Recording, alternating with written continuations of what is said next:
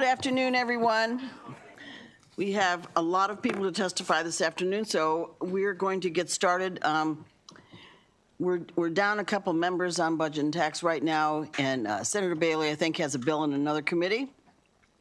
And so that's just one of the things we deal with, is running out of here to do bills in other committees. So bear with us. I'm going to be here for the whole time, so I'm happy to hear from you. We are going to start out this afternoon with the Maryland Public Broadcasting Commission. If I can have, I don't have the list of who's coming to the table. Anyway, the analyst, we don't have the list of the analyst. There you go, thank you. Okay, the analyst is Madeline Miller, and we have Special Secretary Carmel M.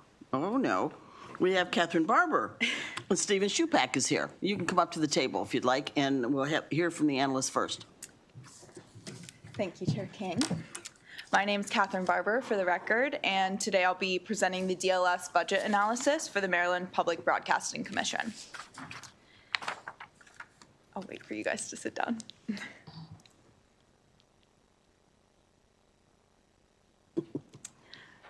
Okay. The Maryland Public Broadcasting Commission's fiscal 27 allowance totals $48.4 million, which is an increase of about $3.2 million or 7% from fiscal 26.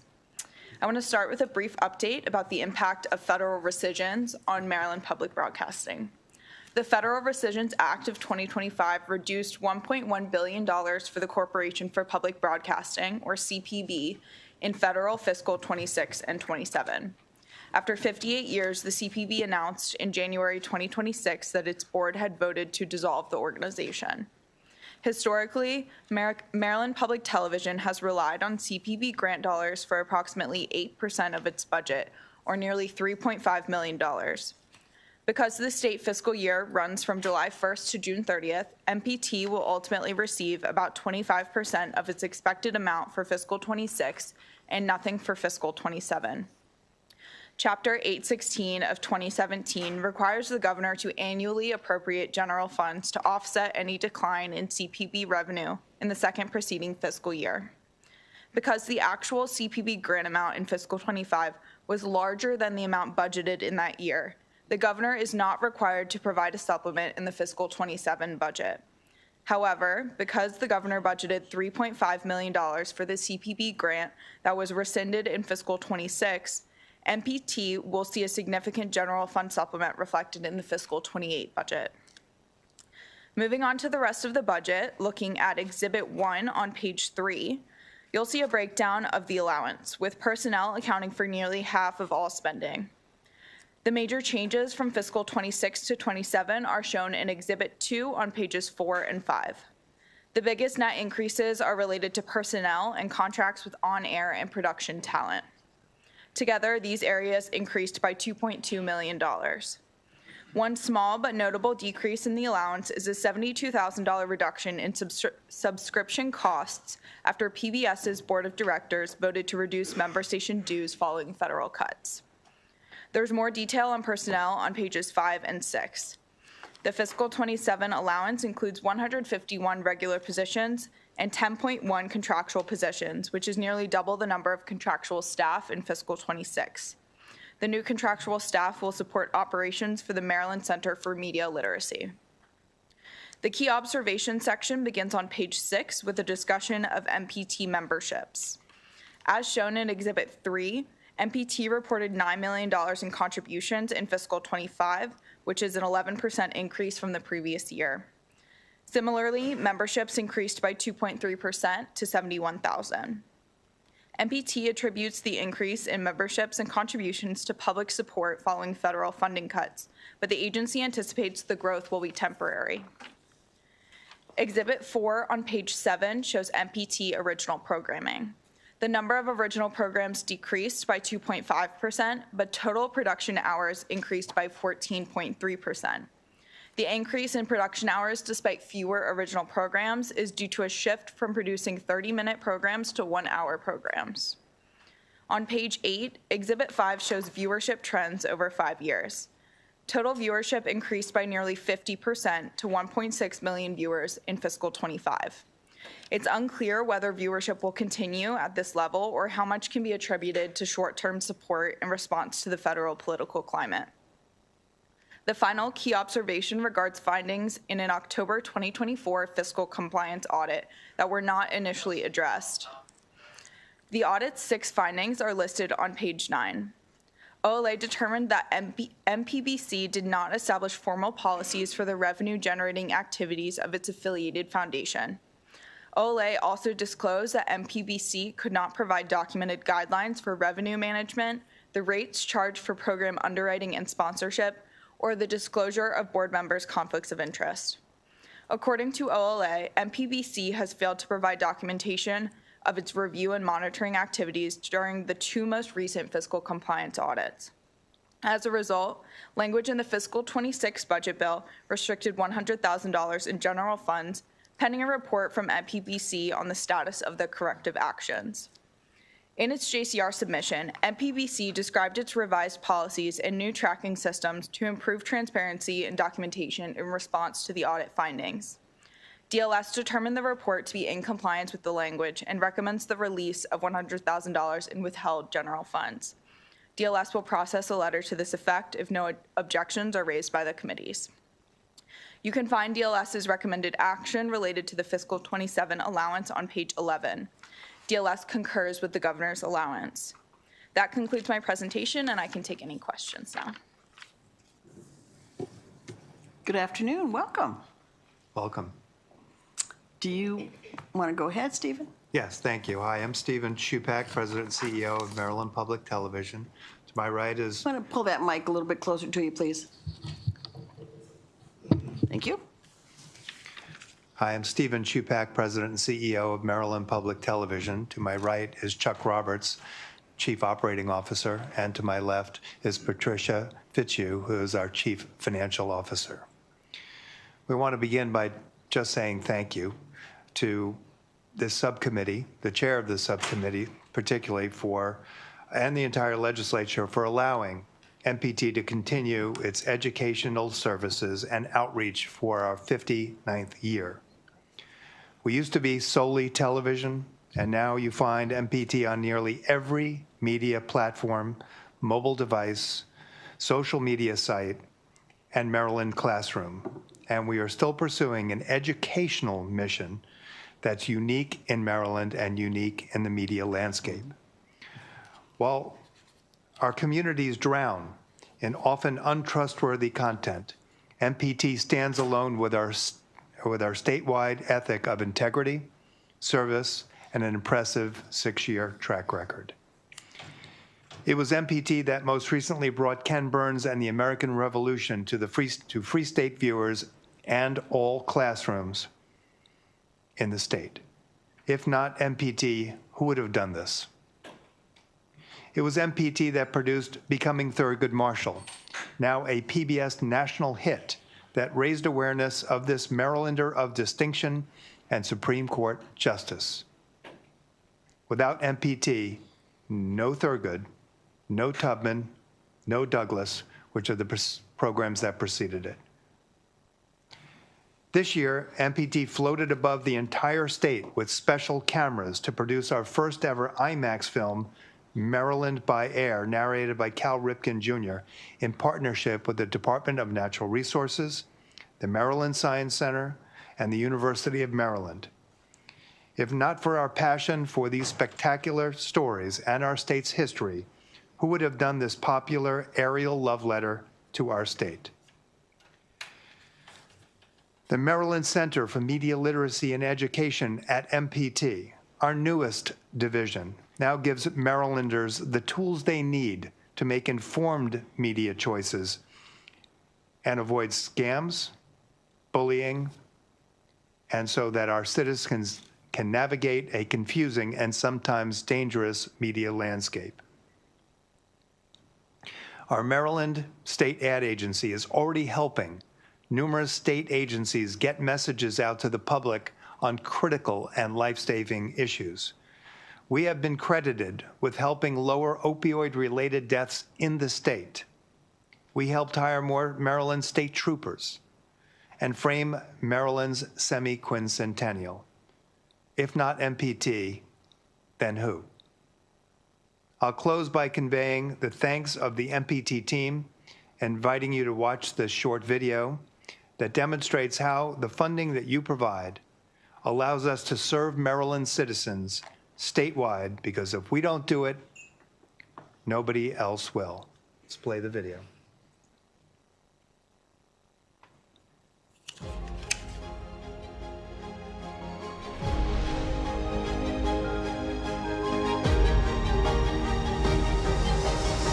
When we leave the ground, it's an unbelievable feeling. This is where he cemented his celebrity. All right, track is going high. Now a big finish for the CIAA basketball tournament. There you go. It ended up being something more than I could even imagine.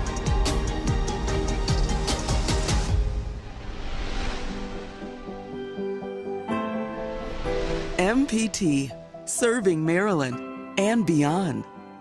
With groundbreaking national documentaries, Eye-catching regional programs, and lively local events, with news that affects your life, and stories that impact your community. A key difference about MPT's public affairs coverage is that we provide a platform for elected officials to be heard in their own voice, a chance for a more thoughtful discussion, a deeper discourse on the issues. MPT Center for Maryland History Films brings significant people, places, and events to life through world-class storytelling. A Nation Begins, the Maryland State House at 250, is a tribute to American history as told through the oldest state capitol in continuous use. From the ratification of the Treaty of Paris to modern-day state legislative sessions, this film will premiere nationally in 2026 as part of Maryland's 250 initiative. 2025 saw the national premiere of the Center for Maryland History Films Becoming Thurgood. This landmark film dives into the life and extraordinary legacy of one of our state's most distinguished residents. He's the only Supreme Court justice who was more famous for what he did before rising to justice. MPT is grateful for the support of the Maryland General Assembly for making funds for Becoming Thurgood available. This is one of the most important stories, and the icon that Thurgood Marshall is hails right here from Baltimore, Maryland. The impact and the reception has been phenomenal. The program has now been seen in 99% of the TV households across the country. It also has been screened at over 50 colleges and universities. Alongside the program, MPT's education team developed a dynamic, interactive website for educators and students. Thurgood Marshall can help students learn and see how, as an individual, one person can make a difference. Our division created resources for classrooms in grades 5 through 12. We worked to break the film into small clips, multimedia interactives, lessons for teachers to use. We also produce self-paced lessons that help students to understand historical debates on issues that are in current events today. Becoming Thurgood was the centerpiece of this year's HBCU Week Now, celebrating the outstanding achievements of the area's historically Black colleges and universities.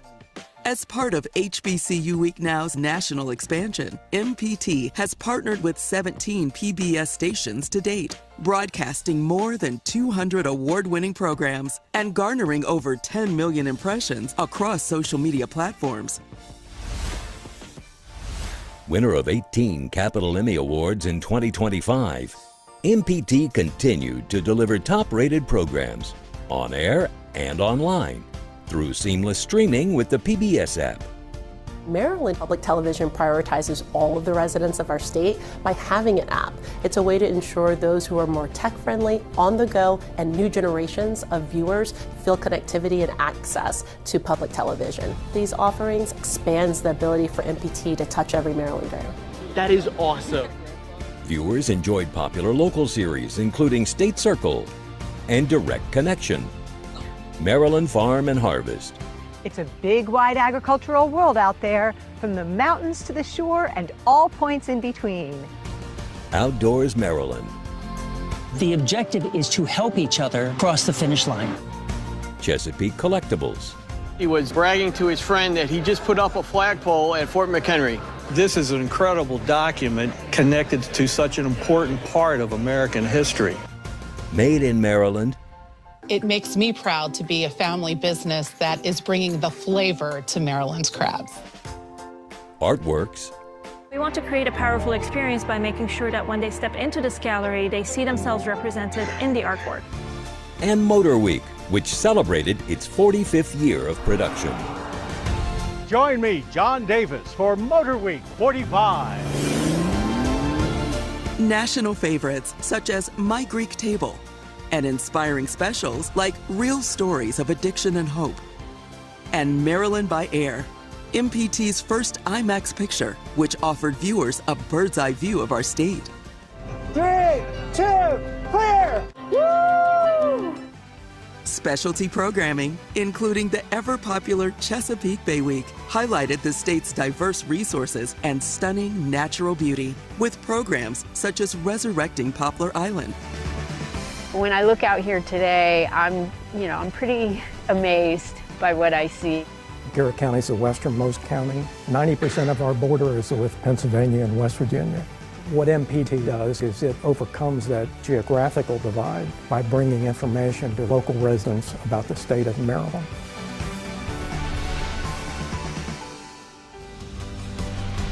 MPT Sports Desk helped drive the local economy with exclusive live coverage of in-demand sporting events, including the Maryland Cycling Classic, an international race featuring 7 teams that competed in the Tour de France. Hi, everybody. I'm Jim Hunter. We'll have full coverage of both races from start to finish. I am here for the inaugural women's race. It's going to be a fast and exciting race. And the esteemed Mars Maryland 5-Star at Fair Hill, one of the most prestigious equestrian competitions worldwide. You don't want to miss it. Plus, MPT's wall-to-wall coverage on all platforms of the CIAA basketball tournament, one of the largest postseason basketball tournaments in the country, brought $27.4 million of revenue to Baltimore and the state of Maryland.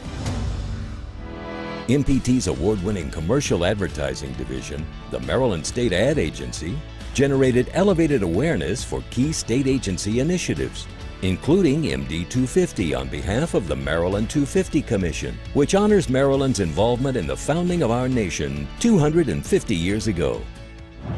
Semi-quincentennial, 2.5 centuries of legacy, of civic spirit, and people who've shaped our democracy.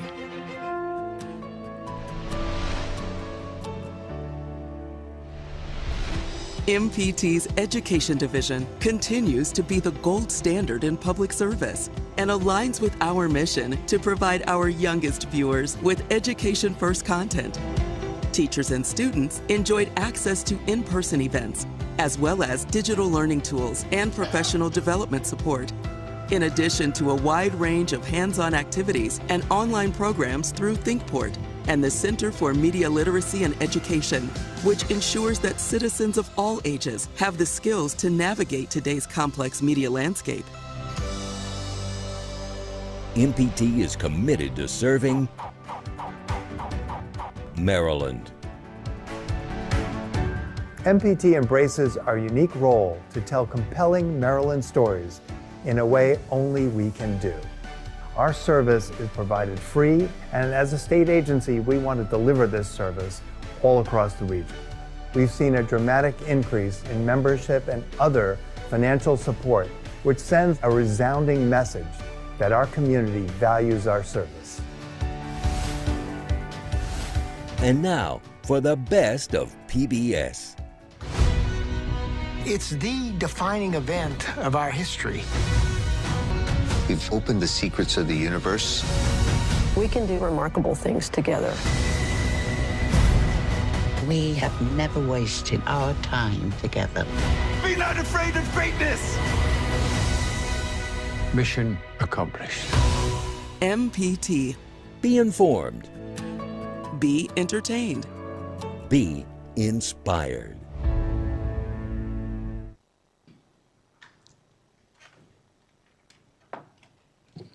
Nice job.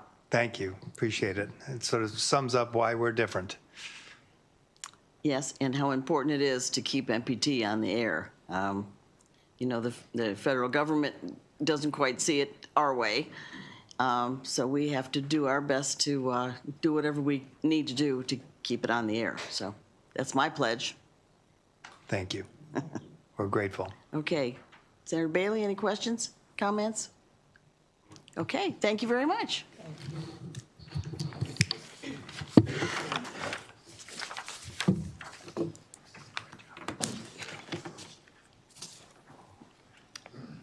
Okay. Mr. Chancellor is here. Next, we're going to do the higher education overview. Dr. Rai, I saw him in the audience.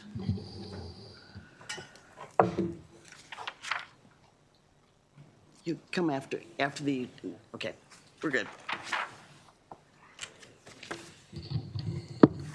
Welcome. Hi.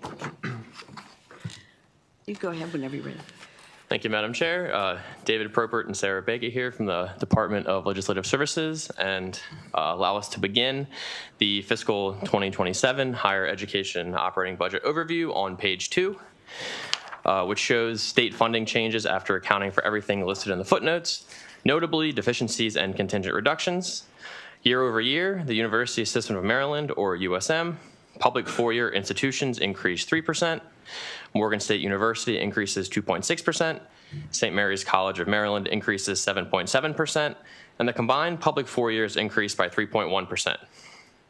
Independent institutions are level funded, aid to community colleges increases by 3.2%, Baltimore City Community College increases by 0.4%, and total state funding for higher education increases by 3.0%, which is $99.7 million. Moving to page 4, there are 9 deficiencies in the allowance, including $27.6 million in general funds, replacing an equivalent amount of special funds due to a shortfall in the Higher Education Investment Fund, and a reduction of $5.4 million for scholarship and loan assistance repayment programs for police officers and probation agents to align with actual spending. Continuing to page 5, here's a list of fiscal 2027 reductions contingent on provisions in the Budget Reconciliation and Financing Act, including approximately $21 million for the CADE funding formula by capping each individual community college's year-over-year funding increase to 3%, and this 3% cap applies only for fiscal 2027 to 2029. $6.8 million in general funds are swapped with special funds as a result of decoupling from certain provisions of the One Big Beautiful Bill Act, and then $4.5 million to level fund the Sellinger program. Exhibit 1 on page 6 lists state support for each public university and total state funding from fiscal 2022 to the 2027 allowance. Including agricultural extension and experimental station programs, state funding for public universities increased by 3.1%, or $77.1 million year over year. Exhibit 2 on page 7 shows the inflation-adjusted percentage change in state and local funding per full-time equivalent student, or FTE, from fiscal 2014 to 2024. Maryland, which is the red bar, increased per FTE funding by 50% over this period, which exceeded the nationwide increase of 34%. Exhibit 3 on page 8 shows the average in-state tuition and fees for public 2- and 4-year institutions in Maryland and competitor states for academic year 2025 to 26. Among the states listed in the exhibit, Maryland has the 3rd lowest average for both 2- and 4-year institution costs and is also below the national average cost for each respective type of institution. Exhibit 4 on page 9 shows the inflation-adjusted percentage change in in-state tuition and fees at Maryland and competitor states' 2- and 4-year institutions between fiscal 2022 and 2026. Over this period, nationwide tuition and fees at 2-year institutions decreased by an average of 9.2%, while tuition and fees at Maryland 2-year institutions decreased by an average of 15.5%. Regarding 4-year institutions, nationwide tuition and fees decreased by 8.6% on average, while Maryland's decreased by 9%. Exhibit 5 on page 10 lists total tuition and fees for the University of Maryland, College Park, along with the other public Big Ten institutions for academic year 2024-25. Maryland has the fourth lowest total tuition and fees, which is 23%, or $3,555, which is below the median of $15,364. Exhibit 6 on page 11 shows the source of inflation-adjusted funding per FTE at Maryland's public two-year institutions. State support consistently increased each year and rose by 36% between fiscal 2020 and 2024.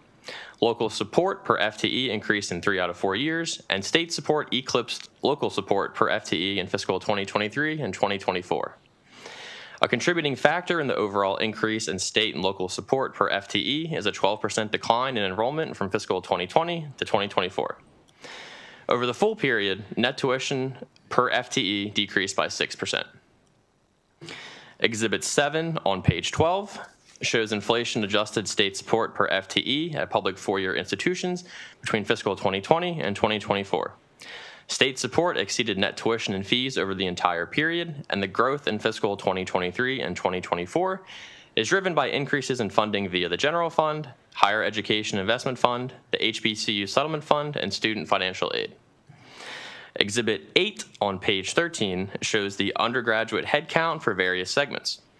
Cumulatively, the state's fall 2025 undergraduate headcount is just 1%, or 2,615 students, below its fall 2016 level.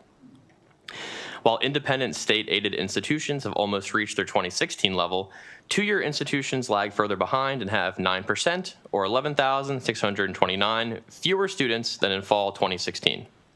However, year over year, community colleges experienced growth of 4.6%. Public four-year institutions grew 2.9%, and independent four-year institutions grew 5.4%. Continuing on to page 14, Exhibit 9 shows the cumulative allocation of HBCU settlement funds since distribution began in fiscal 2023 all the way to the fiscal 2027 allowance. Morgan State University, or MSU, has 43% of the funds.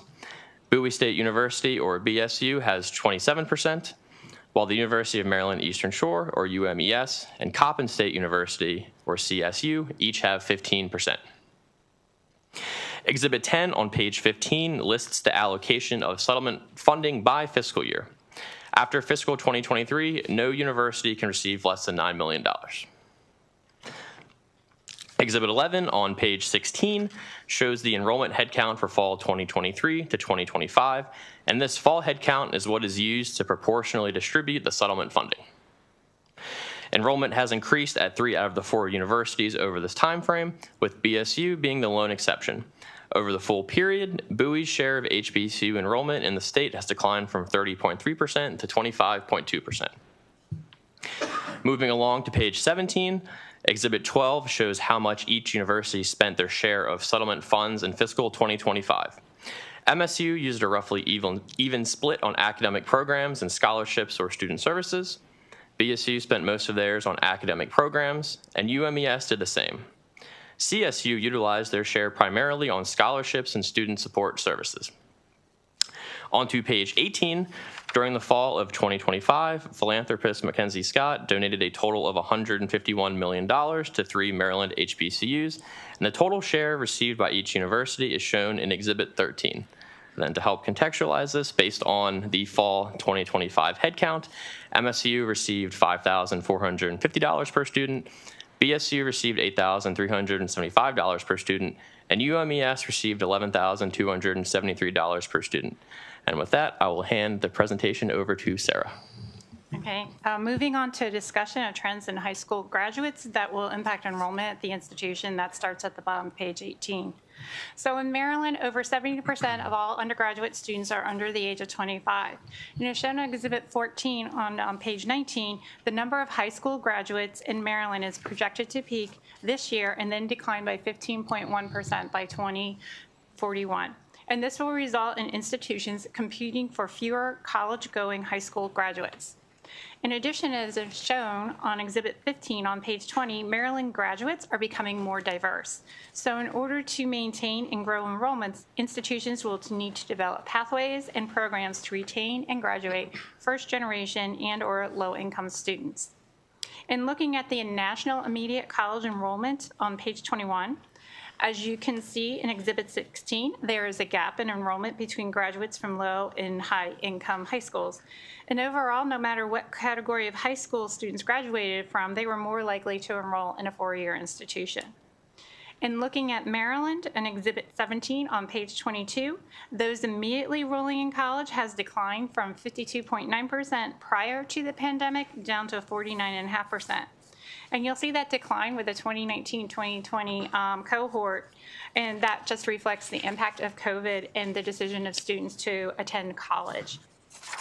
When looking at the enrollment within 2 years of graduation, the college-going rate exceeds 67% since the 2019-2020 cohort, but this is still below the pandemic level of 71.8%.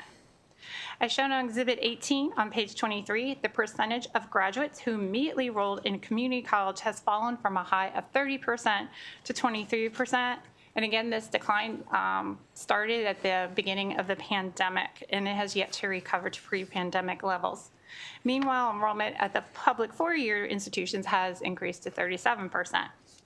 While undergraduate enrollment has increased since the pandemic, many of these students will eventually disengage from post-secondary education before earning a degree. So re-engaging this population of students will not only help the state meet its workforce needs, but also be a source of enrollment growth for institutions. So nationally, those with some college and no credential increased 2.2% to 43.1 million. And as shown on Exhibit 19 on page 24, in Maryland, this population has increased 2.3% to over 600,000. However, the number re-enrolling in any institution, whether it be in-state or out-of-state, grew 19% between 21 and 23. And the number of those stopping out has declined 6.2%, which may indicate institutions' efforts to retain students are being proven successful. Can I ask you a question? Sure. Sorry to stop you there, but yeah. There on page 24, the non-potential completers. Yes. What does that mean? Those are the ones that have been identified that they're probably older. Won't get there. And the farther you are dropping out of college, the more likely you're not going to come back. So they could be out for 10 or 20 years, and they're not likely to come back. Okay, it's too bad. So we asked the Chancellor and the Presidents of St. Mary's, Morgan, MICUA, and MAC to comment on outreach efforts to encourage high school students to consider college and programs and initiatives to increase accessibility, affordability, and student services to ensure student success, and to comment on how institutions are re-engaging the some college no credential population in just efforts to keep students from stopping out in the first place. The first issue on the teacher pipeline starts on page 25. Now, as you know, the blueprint aims to attract more students into the teaching professions by making it more professional with competitive salaries, career ladders, and opportunities for career growth. And as shown on Exhibit 20 on page 25, the number of vacancies in Maryland public schools has declined to 886 this school year. And these vacancies are partly driven by attrition, which is shown on Exhibit 21, which has declined to 9.4%, but this still exceeds a rate of 7.3% from the 2021 school year. However, as shown on Exhibit 22 on page 27, since the 23-24 school year, the number of conditionally licensed teachers has increased to over 6,000. And for this school year, this represents about 9.4% of all the public school teachers. Turning to the teacher pipeline exhibit on page Exhibit 23 on page 28, this shows nationally, after increasing for 3 years, enrollment in teacher programs declined 2.5% in 22-23. A similar trend can be seen in Maryland, as shown in Exhibit 24 on page 29, with enrollment falling 8.2% in 22-23, which is attributed to over 50% decline in enrollments in non-traditional programs. Overall, the number completing a teacher program declined by 8.4%, suggesting a worsening of the teacher shortage. We asked the Chancellor and Presidents of Morgan, St. Mary's, MICUA, and MAC to comment on efforts being taken to increase enrollment and completion in teacher preparation programs. And finally, the last issue are changes to the federal student loan programs. And on page 30, it's a discussion of changes to the Grad Plus loan. in which currently the loan limit was based on the cost of attendance, and that will be eliminated. Come July 1, there will be a cap on the amount graduate students can borrow based on if they're enrolled in a professional or graduate program, which is listed on the page.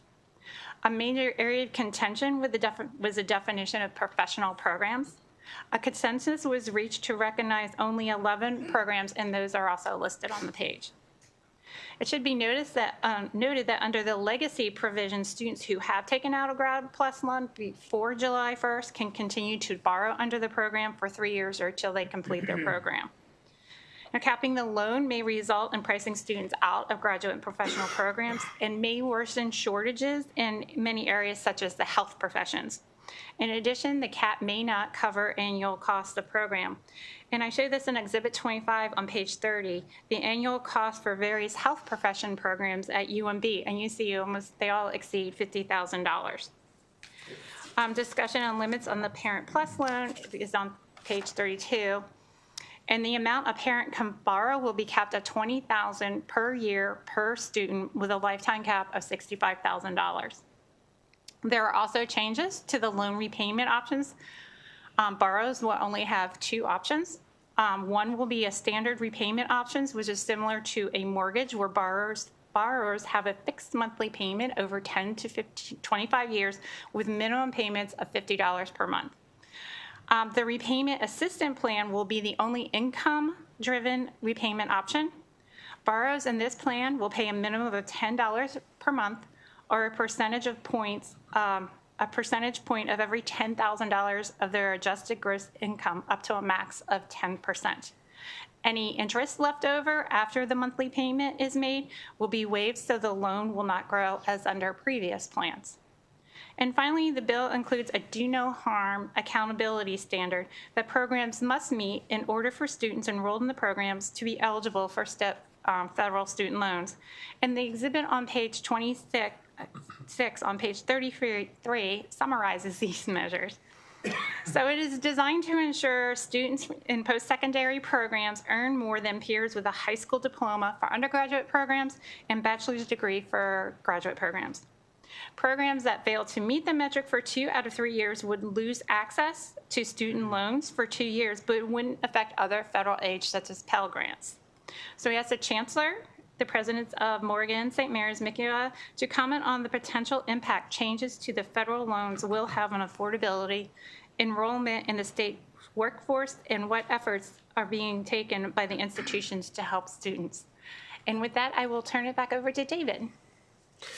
Thank you. I just have one brief statement to make. So we'll conclude with the recommended action, which is to adopt committee narrative requesting another instructional faculty workload report from USM, MSU, and St. Mary's College of Maryland. And we are happy to take any questions. Bailey, any questions? I think we're okay. Thank you. Okay, I think we have Dr. Rye, Dr. Perman, Dr. Wilson from Morgan, Rhonda Phillips from St. Mary's College, Matthew Power, who's the president of MICUA, and Brad Phillips, director of the Maryland Association of Community Colleges. And, you want to come up to the table?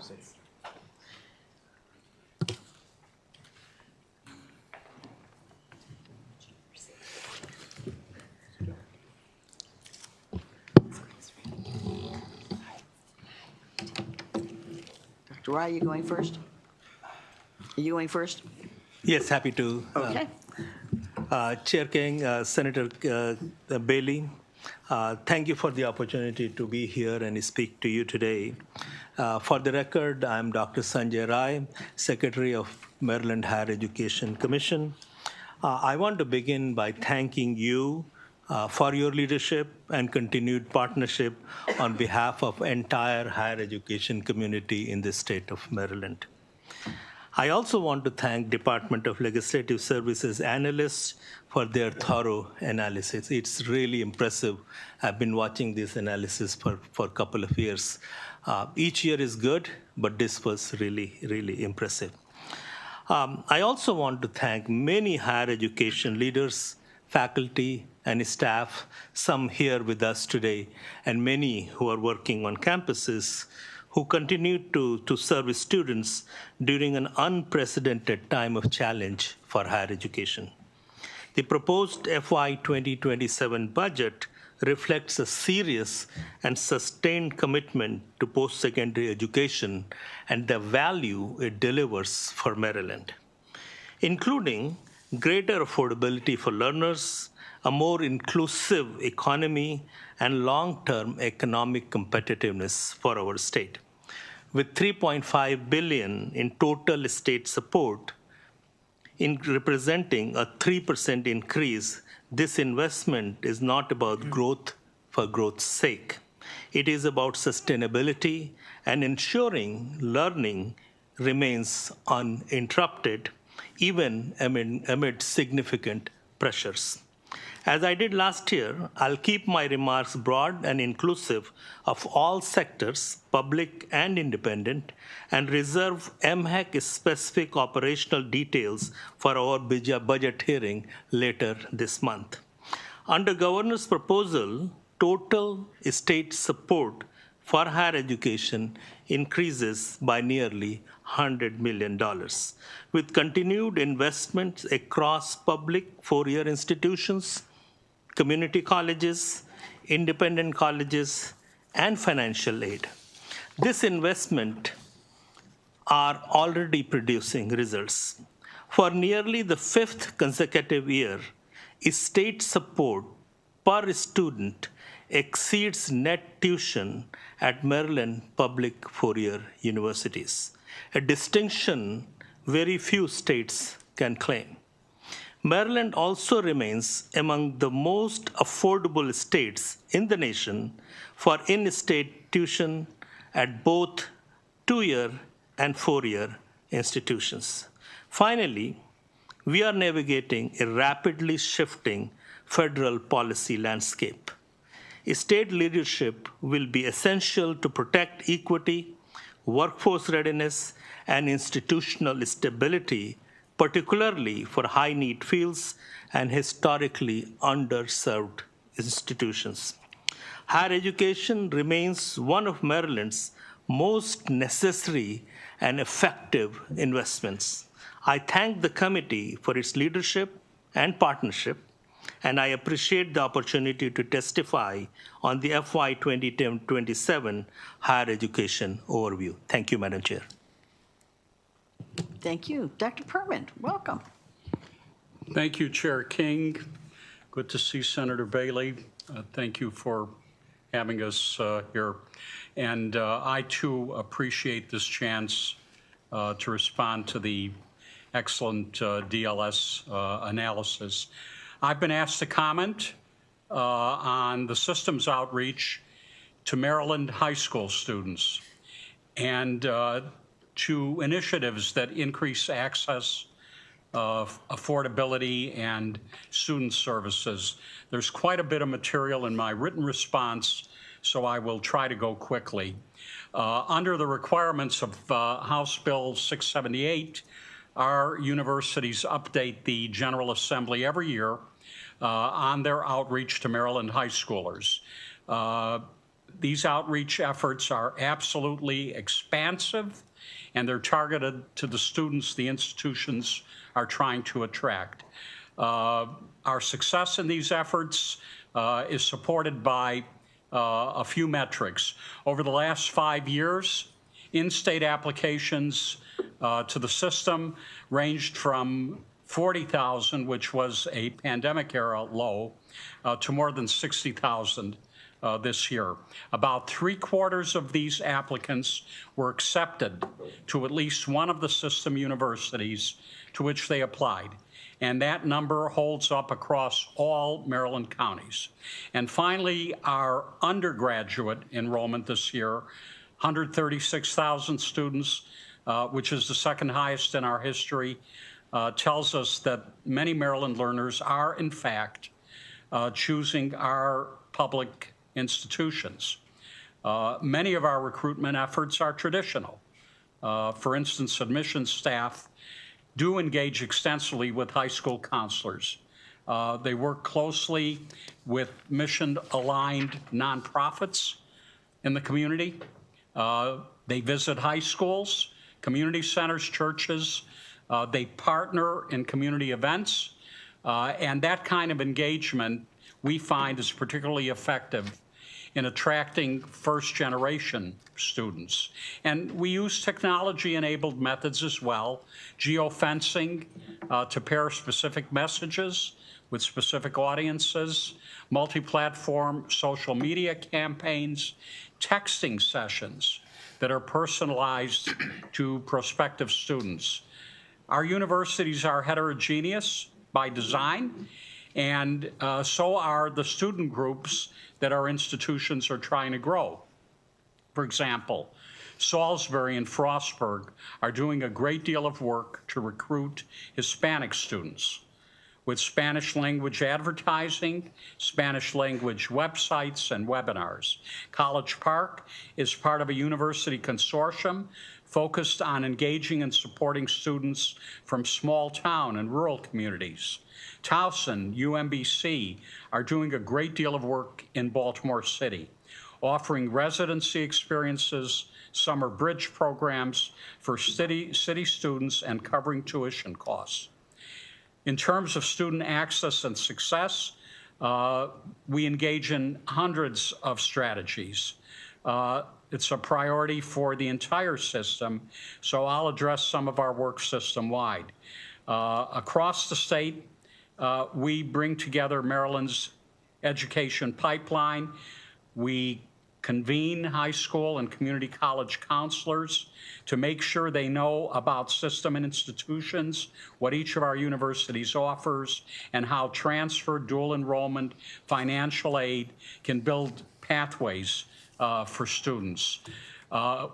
We received a $4 million grant from the U.S. Department of Education, and with it, we've launched a peer-to-peer mentoring program system-wide, helping first-time, first-generation, underserved students navigate college, connect with the academic social supports they need to move from high school to college. An area that I am focusing on is early college, which is an effective way to open access to higher ed, especially. Can I ask you one question? I'm sorry to interrupt you, but do you think we start early enough with talking about college education? The answer is no.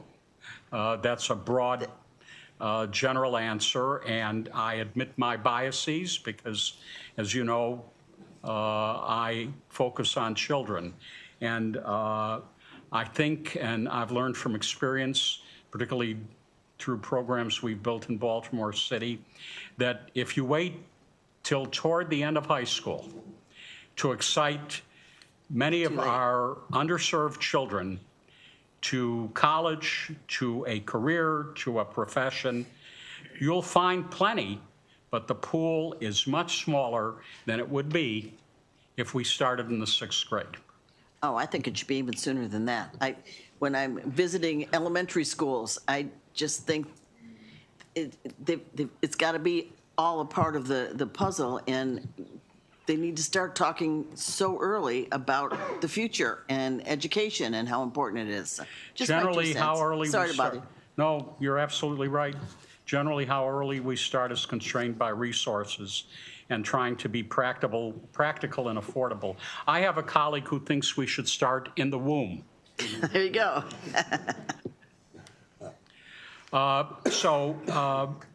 We are, in terms of engaging high school students, working very hard to be a good partner to everybody else in expanding early college pathways across the state. I want to mention, and particularly given the senators that are sitting around the table, the importance of our regional higher education centers to expand access. Each of you, just so happens, is critically important as advisors in your communities to our regional higher education centers, every single one of you. And it's it's most appreciated, and I know I'm preaching to the choir. But this is a strategy in terms of particularly serving, in addition to high schoolers, older students, working students, students with families. They can't come to the institution. The institutions need to come to them. I know we have much more to do to succeed in that strategy, but we planted our flag. I want to end my comments on access and success by talking about financial aid, because aid has been effective in improving both. Last year, our universities awarded $107 million in university aid to high-need students. That's climbed 68% in just 5 years. Makes a college education possible. We've also found it's a great tool in making our students more successful. We have found that giving students aid in any amount increases their retention. Their graduation rates go up. We've looked at the latest cohort of students that have graduated, and for first-time students, if they got some financial aid, their likelihood of graduating was 14% higher. And for students who came from a community college to us, the graduation gap was even wider, 20 points higher for those who received some aid versus those who didn't. Financial aid has to be a priority for us. We had a second part of the question from the analysts. Our efforts to re-engage students who've stopped out of their education.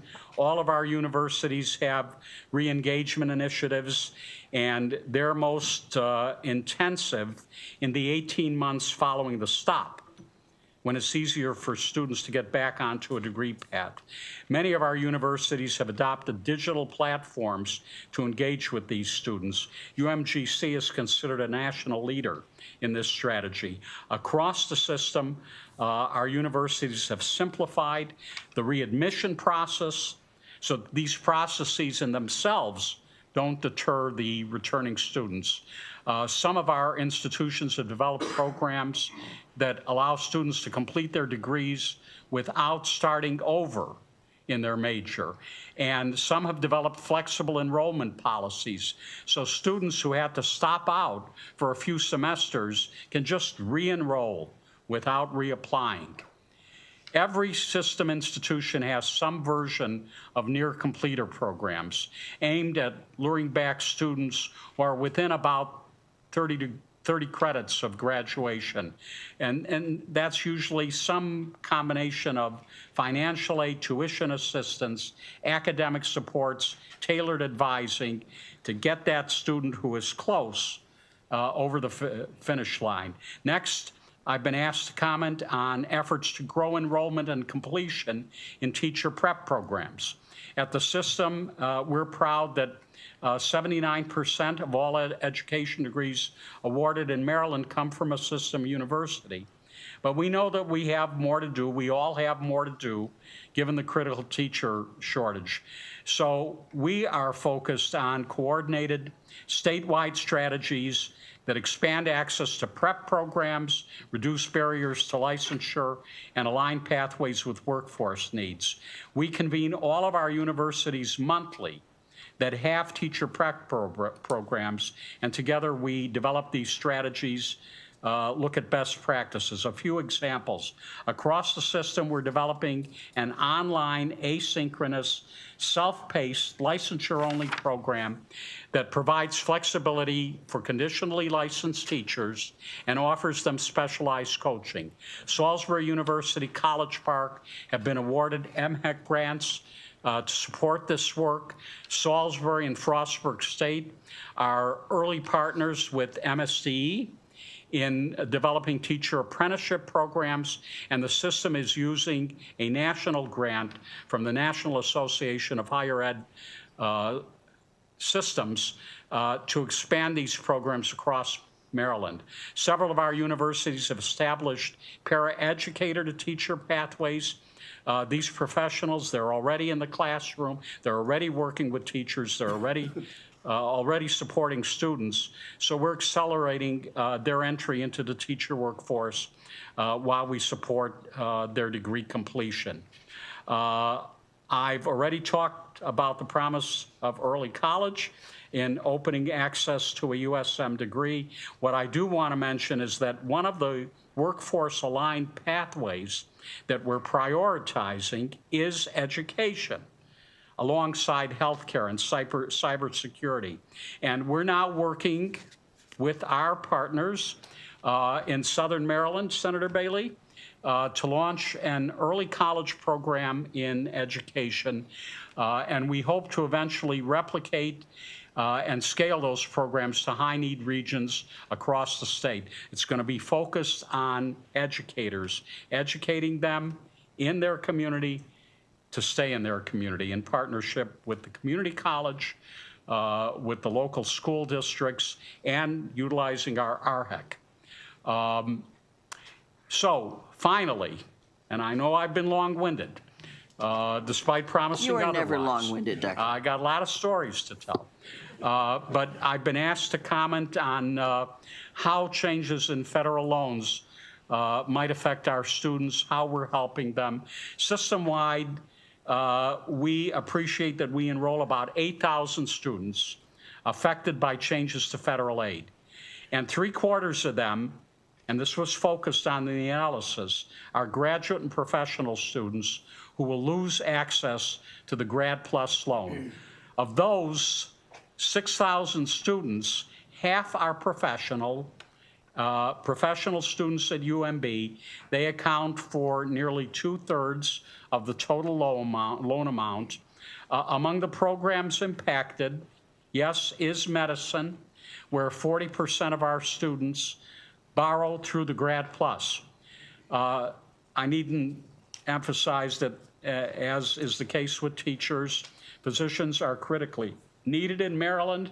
And of course, we fear that dismantling access to sufficient funding means we'll lose aspiring providers when we need them the most.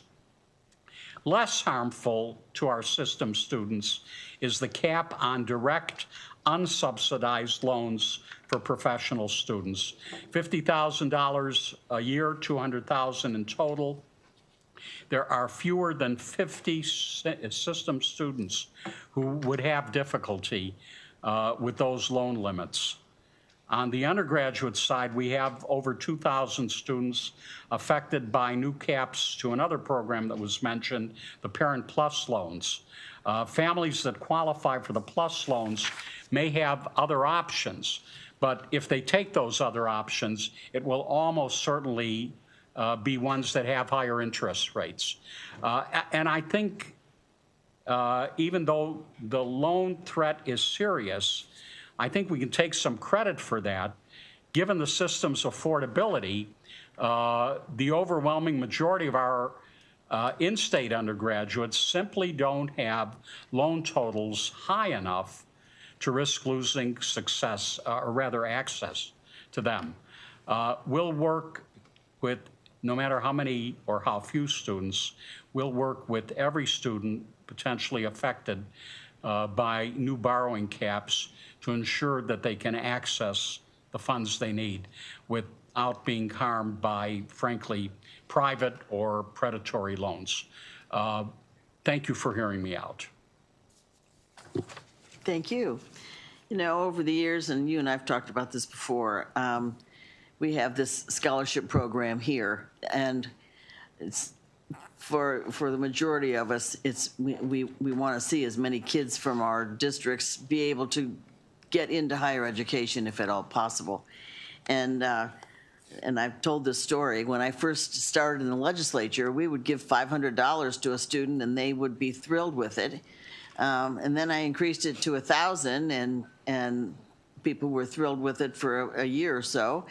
And then we found out that $1,000 doesn't do much of anything. I had kids that started giving it back to me because they didn't have the rest to even get into the community college. So I've been doing I do less scholarships, but I give them a 4-year scholarship, basically. So they go to the community college for 2 years and another higher ed for the other 2, and I've got huge success stories from it. But we just have, our population has changed that much that we just have too many students that can't come up with the rest if we don't make it easier for them. So, but if I may, you all need to keep doing it, because as I said, we have data that we're going to publish that shows that giving something creates more likelihood of graduation. And I have the stories to back that up. So good. Thank you. Okay, I think next we have Dr. Wilson.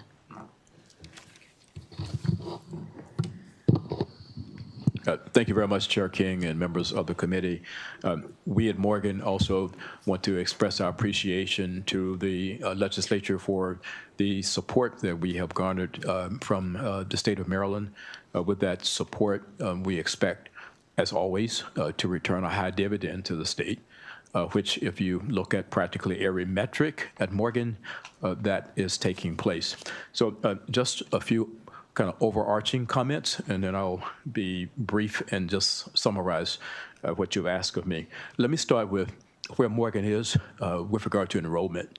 And so our official enrollment that we returned in to Secretary Rye on the deadline, I believe October the 15th, was 11,599 students.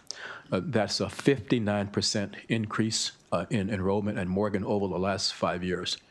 We expect this fall to go well past 12,000 students, and if we want to, we could easily become the 3rd largest public institution in the state. However, we have reached capacity. We have no place to house students who want to come. We received last year in excess of 30,000 applications for spaces at Morgan. And so Morgan is really growing like a wildfire, and that is the result of the investments, as I said, that the state has made in us on the one hand, and then how we are also realigning some of our academic degree programs to be right there with the future of work and the work of the future. And we have numerous undergraduate degree programs at Morgan where we are the only institution in the state offering them. And those programs have been very, very attractive to students because they have a high rate of return in terms of income post-graduation. Just a couple of more. We also have the largest graduate enrollment in Morgan in our history, over 2,000 graduate students, including over 1,000 PhD students. We have met the Carnegie criteria 2 straight years to become an R1 very high research university. We expect to, we're on track, I should say, to meet the 3rd year criteria. And given that, we are very optimistic that when Carnegie releases its next round of classifications, that Morgan State University will become the 3rd public higher ed institution in the state of Maryland to be a very high R1 research university. This is not research for research's sake at Morgan. And so when I arrived at Morgan in 2010, Morgan had never, ever, ever had in its history a patent. Never. I had come out of major research institutions in the country, 3 of them, Rutgers, University of Wisconsin, and Auburn, and I knew all about technology transfer and what it really took to build a world-class research institution. So we began to put in place the infrastructure, excite the faculty around that, making sure that in doing that, we were not going to leave our undergraduate students or programs behind. The long and short of it is we got our first patent in 2015, and everybody was so excited about it. As I sit here today, we are now looking towards 60 patents. And in 2023, for the very first time in higher education history in the country, the United States Patent and Trademarks Office releases every year a listing of the top 100 universities in the country with regard to patents. No HBCU in the United States has ever made that list. Morgan made it in 2023. We came in at number 98 with research expenditures of $29 million. I'm putting this in context. And we came in at 98. So About 4 spots above us was another research institution. I can call it by name because it is in the publication, the University of Georgia. They had $560 million in research expenditures, but 16 patents. Morgan had 13 on 29 million. So we are punching well above our weight in terms of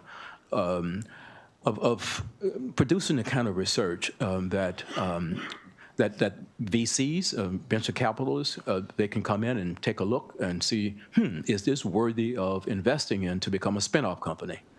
So we have basically been responsible for creating now close to 20 new companies coming out of Morgan as well that are on the cusp of employing people, returning tax revenues to the state. So we are very, very, very excited about that. And so the last I would say is that with this success at Morgan has also come a desire on the part of world-class faculty to want to be a part of our institution. And so therefore, we have, I think, about 8 to 10 of our faculty who in the last 3 years have been inducted into the national academies, have become national fellows, and that's never happened at Morgan. And so we're very, very excited about that as well. I can say much more, but I'll save it for my individual testimony. And so you asked me to comment on what we are doing with regard to outreach to high school students. And Senator King, you asked the question as to, well, high school, and we have all these things outlined here as to what we are doing, but I think Chancellor Pearman got it right, and you as well, that we need to begin to reach out much, much, much lower than high school. And so we have at Morgan the National Center for the Elimination of Educational Disparities. And we hired a couple of years ago one of the nation's foremost urban superintendents in the country, former superintendent of the Atlanta Public Schools, also the St. Paul, Minnesota Public Schools. And she's come on board and has really done a great job for us. But she's brought a perspective that we really do need to be reaching lower. And so for the very, very first time, we have a full-time person at Morgan who is concentrating on K through 6. And I come on campus some mornings, and I see all of these children that are gathered there, anxiously awaiting their tours, and they are so excited. And I stopped Mr. Walter Fields, soon to be Dr. Walter Fields, who runs the program, and I said, I've never seen K-12 children on the campus before. And he explained to me how he went about doing that, and then he said something, and I'm not sure if it's true or not, that Morgan is the only institution, higher education institution in the state that is bringing that many K-12 children to the campus. Literally now, I would say, 1,000 or so of them are traversing the campus. And they have developed a special curriculum to meet those children where they are and then get them excited about, they'll take a building on campus with a name on it, and then they reduce that to, first grade language and second grade language, and get them excited about what their futures may be. So we start there. And at the high school level, you can see here that on an annual basis now, we are making individual visits to over 200 Maryland high schools. We also do about 50 or so community visits, bringing the potential of a college degree right to their doorstep. Needless to say, we participate in so many college fairs around the state. They are too numerous for me to articulate. When we reported out our numbers to you in 2019, at that point, you ask why we were not attracting as many students, first-time, full-time students, in our entering class from the state of Maryland. At that time, it was 801. I am pleased to say that over the last 5 years, we have increased that by 50%. And so now we're close to 1,200 students that are coming from the state in our entering class as first-time, full-time freshmen. We also... Let me stop you 1 second. I just think we have to go from letting kids think that it's a choice and more of an expectation from the time they're little that this is what you do. I just think we have to get into that mindset way earlier than we are. And that is the focus at Morgan, is that we understand demystification. And our goal is to demystify college and to remove it as an abstraction, to put in front of students the fact that this is a pathway for you to class skill, to rise in socioeconomic class, and then to repeat that year over year over year. But we also understand as well that we can excite students, as we have done with the applications, but we also have to calibrate that with affordability.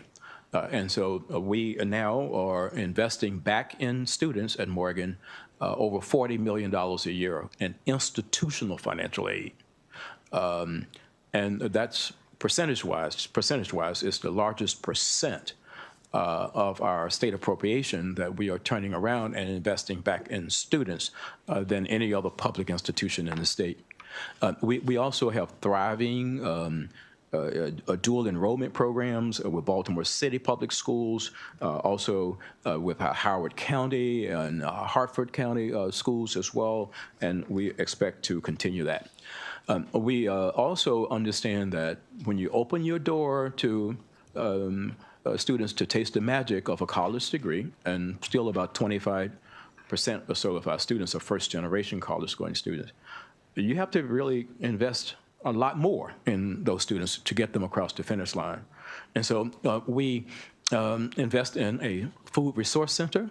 Actually, I think we were the first HBCU in the country to actually open a food resource center about 7 years ago. We didn't realize that so many students on our campus didn't have food. The same way we didn't realize that so many students on our campus are homeless. And this is not unique to Morgan. It's across higher ed.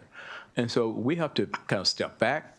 We have to understand that. We have to understand that the students are coming to us with all kinds of mental and psychological challenges. And so we've had to invest in more counseling services, 24/7 telecounseling, 24/7 tutoring, all those kinds of things. And so the takeaway here is that, yes, while we have to invest in students that way, 70% of Morgan's graduates actually, when they come across the finish line, they continue to reside in this area. So the state is getting a return on that, and all you have to do is read our latest economic impact study, where we're returning to the state now $1.5 billion a year. That's about $8 for every $1 that the state is investing in us. Next, just as Chancellor Perman indicated, we have a robust initiative at Morgan to attract the population with some college, no degree. That population in the United States right now is about 40 million people, and you heard from the analysts what that looked like in Maryland. So we have a new college called the College of Interdisciplinary and Continuing Studies. We are offering 8 completer degrees at the baccalaureate level. Our goal is to have 3,000 students in that college by 2030, all online. Basically, we have a unit on campus that is assessing credit for prior learning, where students can transfer in up to 90 credits. We understand all too well this phenomenon across higher ed called swirling, where students go here for 1 course, over here for 2 courses, another institution for 3 more courses. And all of a sudden, they are 45. They have swirled in and out of 8 schools, and they show up at one school, and one school says, well, we can accept these credits. We can accept those credits. We can. And so at Morgan, we are trying to remove those barriers and bring all that together, assess all the transcripts, and basically move these students closer and closer to getting an undergraduate degree. You have asked me to comment on efforts being taken to increase enrollment and completion in teacher preparation programs. I can almost say the same thing here as I said about outreach to K through 12. We just have numerous efforts here underway to put in front of students the joy, the value of becoming a teacher. I do think we have, that's a lot of work to do there, especially in a climate where teachers are feeling that they are undervalued, they are under attack. We have to kind of do a lot of work to convince young people that this is still a viable career for you and you are needed here. And so we're doing all of those things. We are also preparing our graduates in teacher education, elementary education in particular, to be skilled in ways to promote literacy in children experiencing reading difficulties. And we're the only HBCU in the country to receive accreditation by the International Dyslexia Association in recognition of that as well. And so that's some of the efforts that on the way. We have a similar effort with our MAT program, the Master of Arts in Teaching, where we are targeting those individuals also who have not become certified to teach, but they can with this kind of Master of Arts in Teaching. And as a result of some of the changes we made there last year, our enrollment in that program increased from 18 to 62 students. The recent changes in terms of the federal loans that what they've had on us. Well, you heard about our graduate enrollment, and so the recent changes to the federal loans will impact all of our student borrowers, but particularly our graduate and professional students, as well as the parents of dependent undergraduate students. And so the bill that was passed eliminates the Grad Plus program and imposes new annual aggregate loan caps, as you've heard from the Chancellor. For grad students, that's $20,500 per year for a lifetime total of $100,000, and $50,000 per year for professional students in a lifetime of $200,000. Those numbers in and of themselves are huge, but graduate and professional education is expensive. And some of these students, especially in med school, they are graduating with $400,000 in debt. So if you reduce that, the question becomes, how will they be able to pay to go to med school and go to some of the other professional schools? It's just something we're keeping our eye on. And about 11% of our students would be impacted by these changes without my going through them in detail. So Chair King and members of the committee, in summary, that is what I would like to share with the committee today. Thank you. Okay, Rhonda Phillips, President of St. Mary's College of Maryland. Well, thank you, and good afternoon, Chair King and members of the subcommittee. I'm Rhonda Phillips. I'm president of St. Mary's College of Maryland. It's a pleasure to be here and provide you each with an update on campus. How long have you been there now? 7 months. 7 months. There you go. And I love it. So I just wanted to give you some things that are happening on campus, but they relate to the questions that you've asked. And of course, we have the full report where we have much more data about that. I'm pleased to let you know that total enrollment continues to grow and has increased approximately 9% since 2021, despite some disruptions from the few admission cycles prior to that. Our enrollment success is a result of several significant initiatives, two of which I'll highlight today. First, we implemented something called LEAD curriculum. This is learning through experiential and applied discovery. And it's a core curriculum that we integrate with proven long-term benefits of a traditional liberal arts education with applied professional skills demanded by today's economy through enhanced engagement with high-impact practices for all our students. Second, we have modified the criteria which guide decisions for academic program review to include both relevance to students and prospective employers, as well as projected financial sustainability within well-defined time periods. The results are 2 new programs, one in marine sciences and one in business administration. These have become 2 of the college's most popular majors in just 2 years, as well as the integration of data science curricula across multiple majors. Each of these initiatives are resonating well with prospective students and their families and have contributed to a 14% increase in the number of applications over the past 5 years. In fact, the number of first-time applications to the college has more than doubled since our baseline year of 2019. I also want to point out that while we have worked hard to grow enrollment, we have remained committed to the goals set forth by the legislature for St. Mary's College to provide an exceptional honors program coupled with the promise of access, affordability, and diversity. Our entering classes remain increasingly credentialed and increasingly diverse, and we have significantly increased need-based aid to support students from low-income families. At the same time, we have retained our exceptional rankings across aggregations. And I'm here to share with you, in the most recent rankings, we have remained in the U.S. News World Report's top 5 public liberal arts institutions in the nation, with only the 4 military academies ahead of us in that ranking. Just want to say that again. That's a national ranking, so you have number 5 in the nation right here in Maryland and in Senator Bailey's district. We rose to Princeton Reviews. We're always very concerned to make sure that Senator Bailey has the best. That's right, absolutely. We have to keep that up. And we rose to the Princeton Review's number 2 best schools in the nation for making an impact. And we also retained our position on their top 50 best value colleges list. So this relates to affordability. We thank you for your support in updating and reaffirming our annual funding formula. St. Mary's College has been able to freeze tuition rates for Maryland students for the past 6 consecutive years.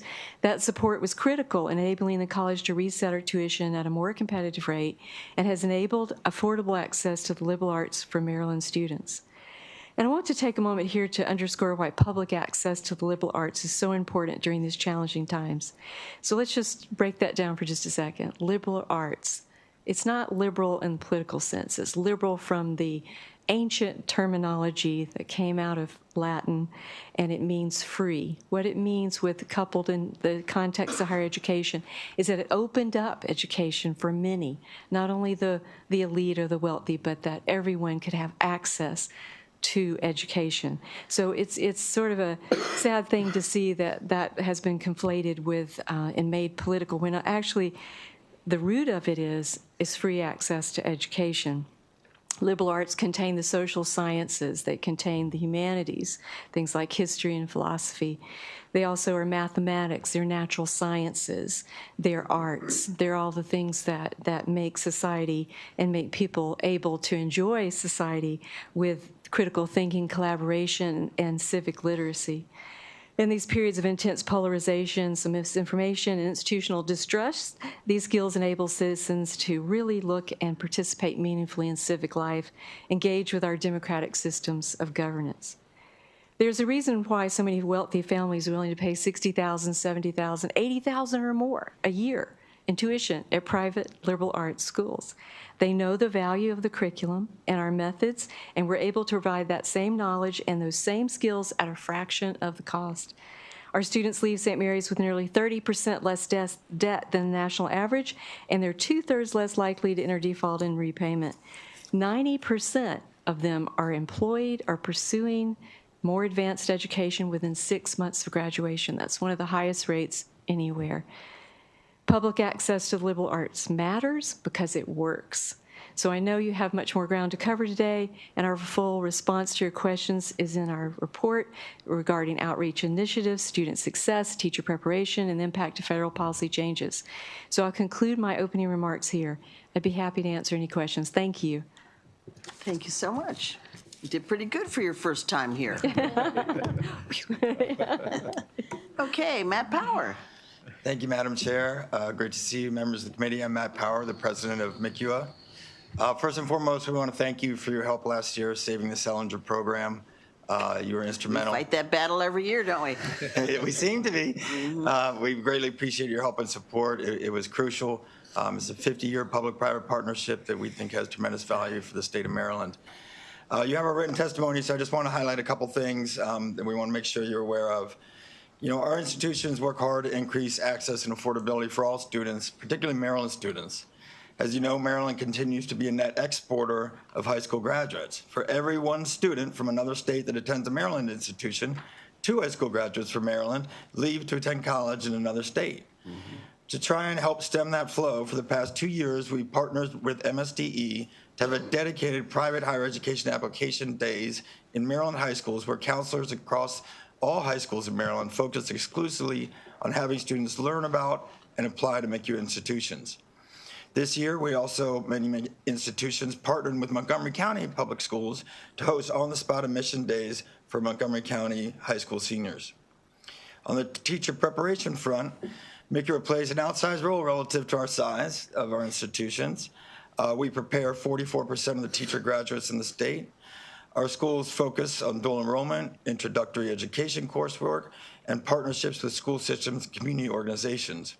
There are numerous examples in our written testimony highlighting the contributions of individual institutions, but for this hearing, I just want to highlight a new proposal by Goucher College to partner with MHEC to develop an accelerated Master of Arts in Teaching pathway to rapidly transition non-teachers, including displaced federal workers, into the classroom. The Accelerated program would combine a 10-week summer intensive on-ramp that would prepare candidates for conditional licensure by fall 2026, this upcoming fall. It would represent the fastest path to getting new teachers in the classroom. The DLS analysis does a great job highlighting some of the accountability and loan limit issues that are negatively impacting Maryland institutions and students. The changes to federal loans are particularly concerning to our institutions and our students. We spent the day on Tuesday on Capitol Hill with many of our presidents discussing all of these issues with each member of Maryland's delegation. As part of the gainful employment rule, the Federal Department of Education now conducts a program-by-program analysis of wages after graduation. We're supportive of an analysis that evaluates wages after graduation in the aggregate, but doing it by the program and effectively shutting down programs that have lower wage earners or part-time workers and include students that attend graduate school and are not working 4 years after graduation is simply unfair to students. Wages are certainly important, but they are not the only measure by which education should be measured.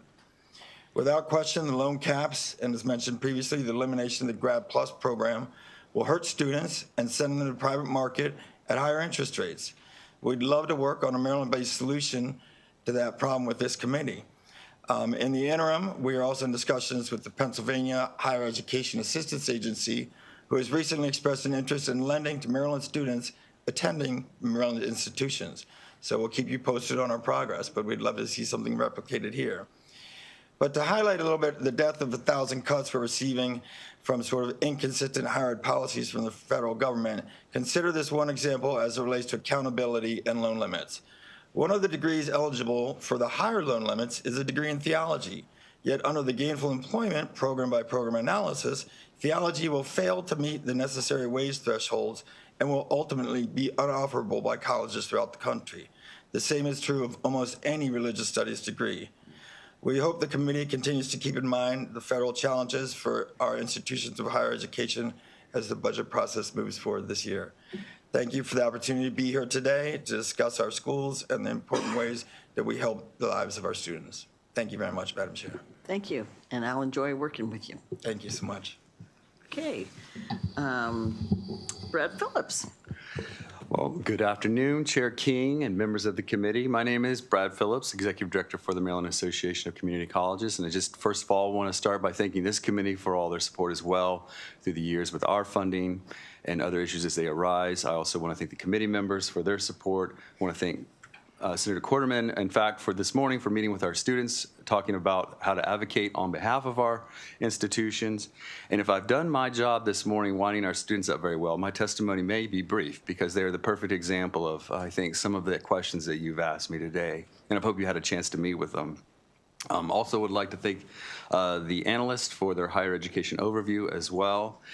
I was asked 2 questions, and I'll give you a few examples of each and hopefully be brief. You have my written comments. I will not elaborate on them, but I do have some things that I would like to mention that I think are exciting. And one of them is that we have partnered with the Coalition for Evidence-Based Policy to implement a program called Accelerated Study and Associates Program, or ASAP. And it's a partnership that's actually awarded $14.4 million to Hartford Community College, Prince George's Community College, Warwick Community College, and the Community College of Baltimore County. And it is really geared at the question asked of us, what are we doing to increase accessibility, affordability, and student services? for student success. It's a program that provides academic, personal, and financial support for students to be able to attend full-time with wraparound support services that are not necessarily traditionally covered by other types of financial aid. And this is also done in collaboration as well with the Maryland Higher Education Commission, so we're really grateful for their work in leading this as well. Another initiative that we're doing, working with MHEC as well, is a partnership with DataKind. DataKind is and funded by the Google Foundation. And it is a way in which we can utilize AI to determine predictively how students may be doing academically. And before they have troubles and struggles, we're able to do interventions. And this is proven in examples to be an evidence-based solution that's really helped more students through to completion, which I think is an exciting chance for us to grow. These are both piloting sort of models. The ASAP model is of course expensive, and so we're very cautious to start something new that can't be sustained. It's a lot more than, say, the CADE funding amount, but it is definitely proven to be a successful model for student completion. And another initiative that I think has such strong potential, we've talked a little bit about today, is dual enrollment. We have started dual enrollment. You can go back to 2013, Senate Bill 740, the College Completion and College and Career Readiness Act. That bill really did set the stage for where we are still. Community colleges took an internal look at what we were doing and thought about how can we make pathways for high school students more sustainable and college ready. And we evaluated what math programs to put students in and began to have multiple measures that would allow students to go into college level work. And it proved successful. We had dual enrollment opportunities for up to 4 courses a semester for students. And it was a really good partnership with our school systems. And I believe when you introduced legislation to create the Commission on Innovation and Excellence in Education, they looked at that work that we did and broadened it even further, broadened the definition of what would be eligible for dual enrollment and removed the cap. But we are still sort of working to make sure that dual enrollment is implemented in an equitable manner. It's a great opportunity for those students who actually are wanting to go to college. We've talked about how do we incentivize them and want them to go. They want to go, but need a pathway, and this provides them an opportunity to get in the door and see they are capable of the work. And last is I want to mention once we get them in, we get them successful, we want to hand them off successfully to our 4-year partners. And we've been working with MHEC and our 4-year partners to create 2+2 sort of dual admissions programs so that students are admitted at the community college as well as the 4-year institution and can share resources and support services, which is a savings as well to the state and certainly helps students transfer seamlessly. The last question you asked was about what are community colleges doing to increase teacher preparation programs, and I will just say that we have primarily 2 ways in which we're doing this. We're really working with our transfer programs and our AAT to make certain that there's pathways for students who start at the community college to seamlessly transfer to their 4-year institutions. And the other is to provide alternative pathways for career changers. And I'll highlight just 2, but there's more. We have a Community College of Baltimore County's Pathway to Teaching for Career Changers, and we have a program in Montgomery College called Early Childhood Education Alternative Certification Program. And these are programs that are for individuals that already have, per se, a bachelor's degree or a master's degree, but they need the pedagogical training and teacher certification, and we're offering that at a much less expensive model for them to get that certification and into the classroom. And so with that, I will end my comments and happy to answer any questions. Thank you very much. Senator Bailey. Thank you, Madam Chair. First off, I want to say this world of academia, you all sure do talk a lot. We're not quite used to all that here on B&T, but first thing I wanted to say is, Dr. Phillips, welcome. Thank you. You really have been nothing against the past administration, but we're happy to have you and welcome relief. Now, to all the other distinguished members, and especially to the Chancellor. I want to just say thank you for your leadership and thank you for what you are doing. Your leadership in this realm, in this time of uncertainty, is to be admired. I know when I first came on to this committee 4 years ago, the first couple times that we went through this wasn't the easiest, right? But some of the areas that I've seen great success is the access that the high school students have to higher education. You have done a much better job at getting the word out. You've done a great job for the counselors in the high schools so that they're able to get the word out. And as a result of that, in the university system, the amount of children that have been just in my county alone that have been admitted to the University of Maryland has doubled in percentage in just a few years. And that's something to really be admired in today's world. And I just wanted to say how much I appreciate all of you and your staffs. But I appreciate you for the leadership and the guidance that you've given them and the hard work that they're doing. So thank you. Thank you. Thank you. Thank you. Any other comments? Thank you very much. Thank you.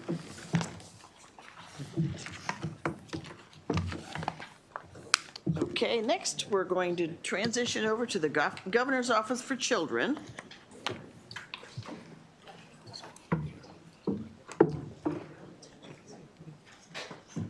Madeline Miller is our analyst, and Special Secretary Carmel M. Martin. Come on up to the table.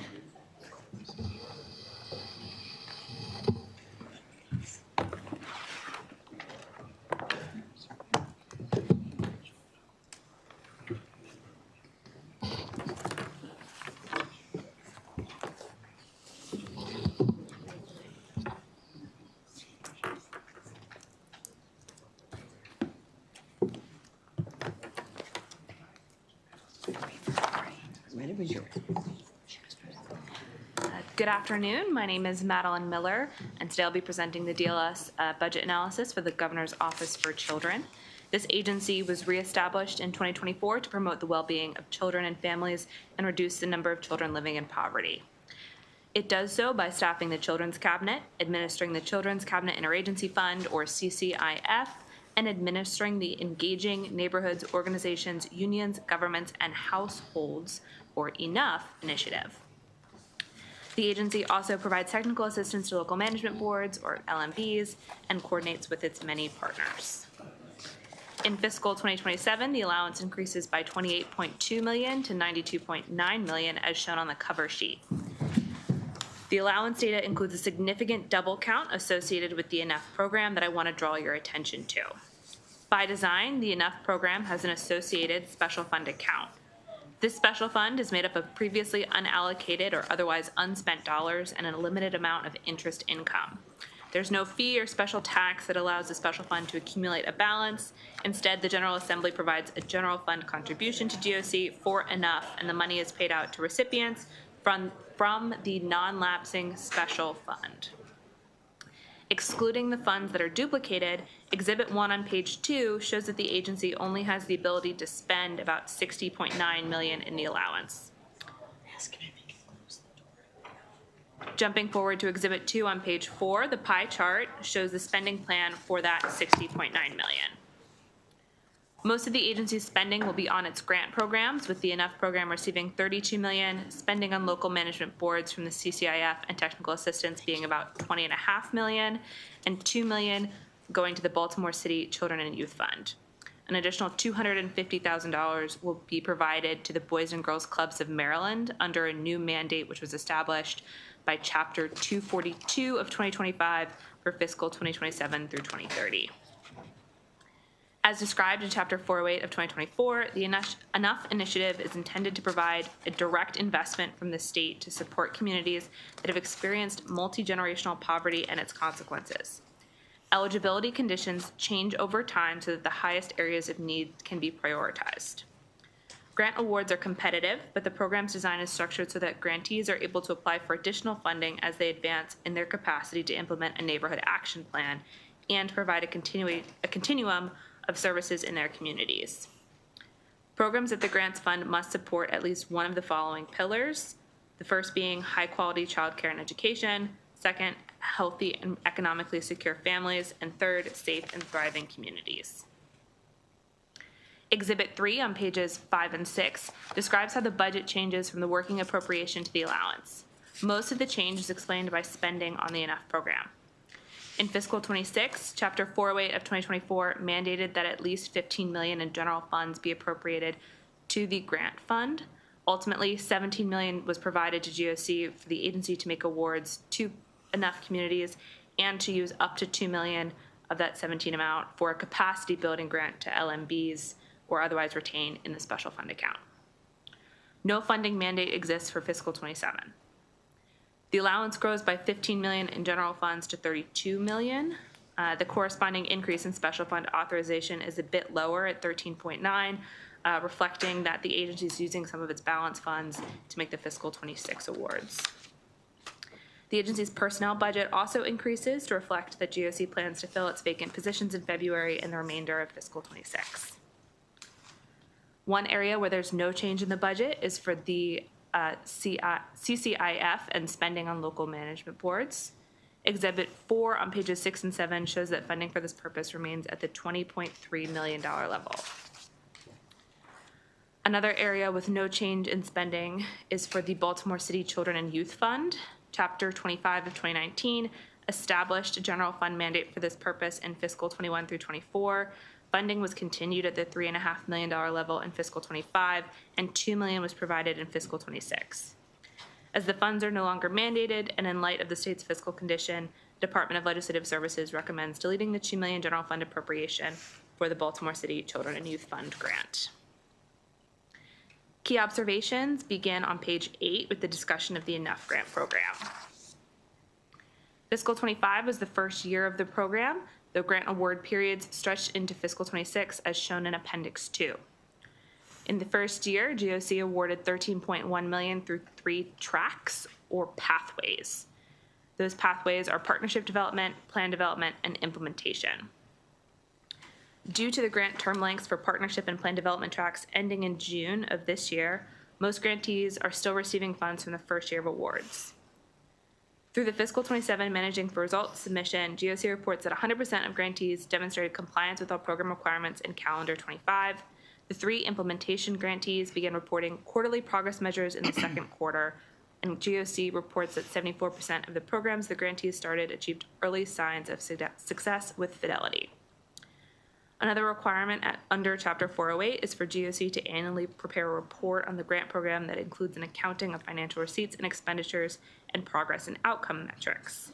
This report was published on January 26th.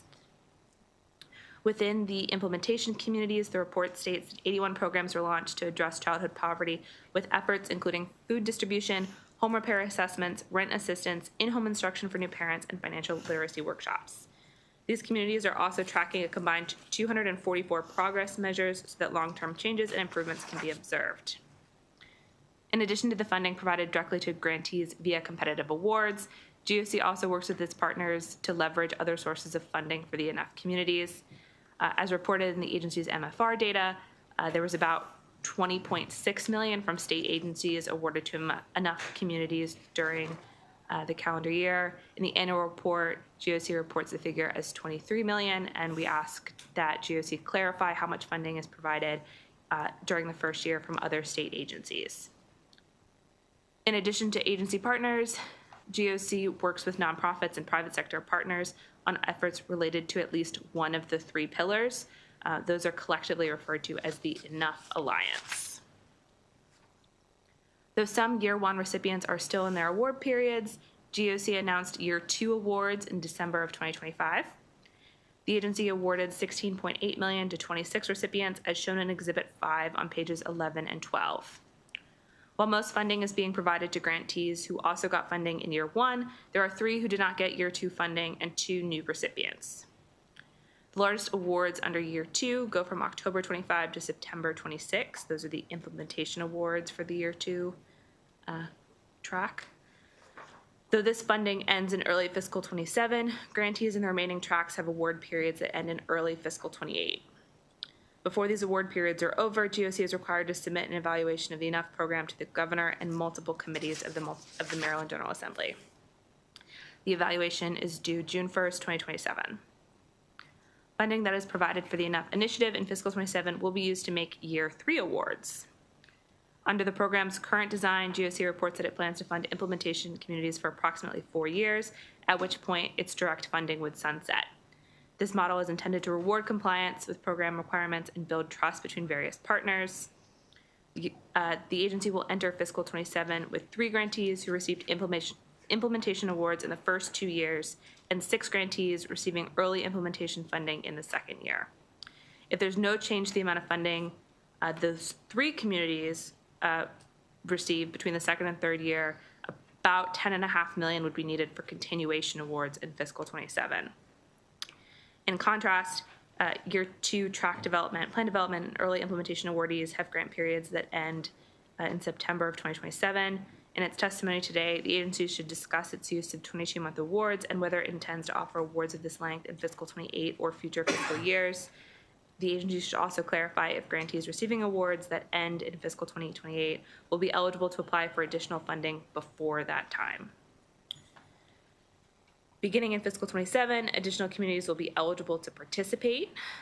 For awards made in fiscal 25 and 26, 12 of Maryland's jurisdictions had communities eligible for participation. GOC reports it does not yet have the information it needs to determine the number and location of additional communities that will become eligible as of July 1. GOC should comment today on when it will determine which communities will be eligible to apply for funding in fiscal 27 through 29 and communicate this information to local governments. As previously discussed, the working appropriation includes up to $17 million in general funds paid into the special fund and $18.1 million in special fund expenditures, including the LMB capacity building grant.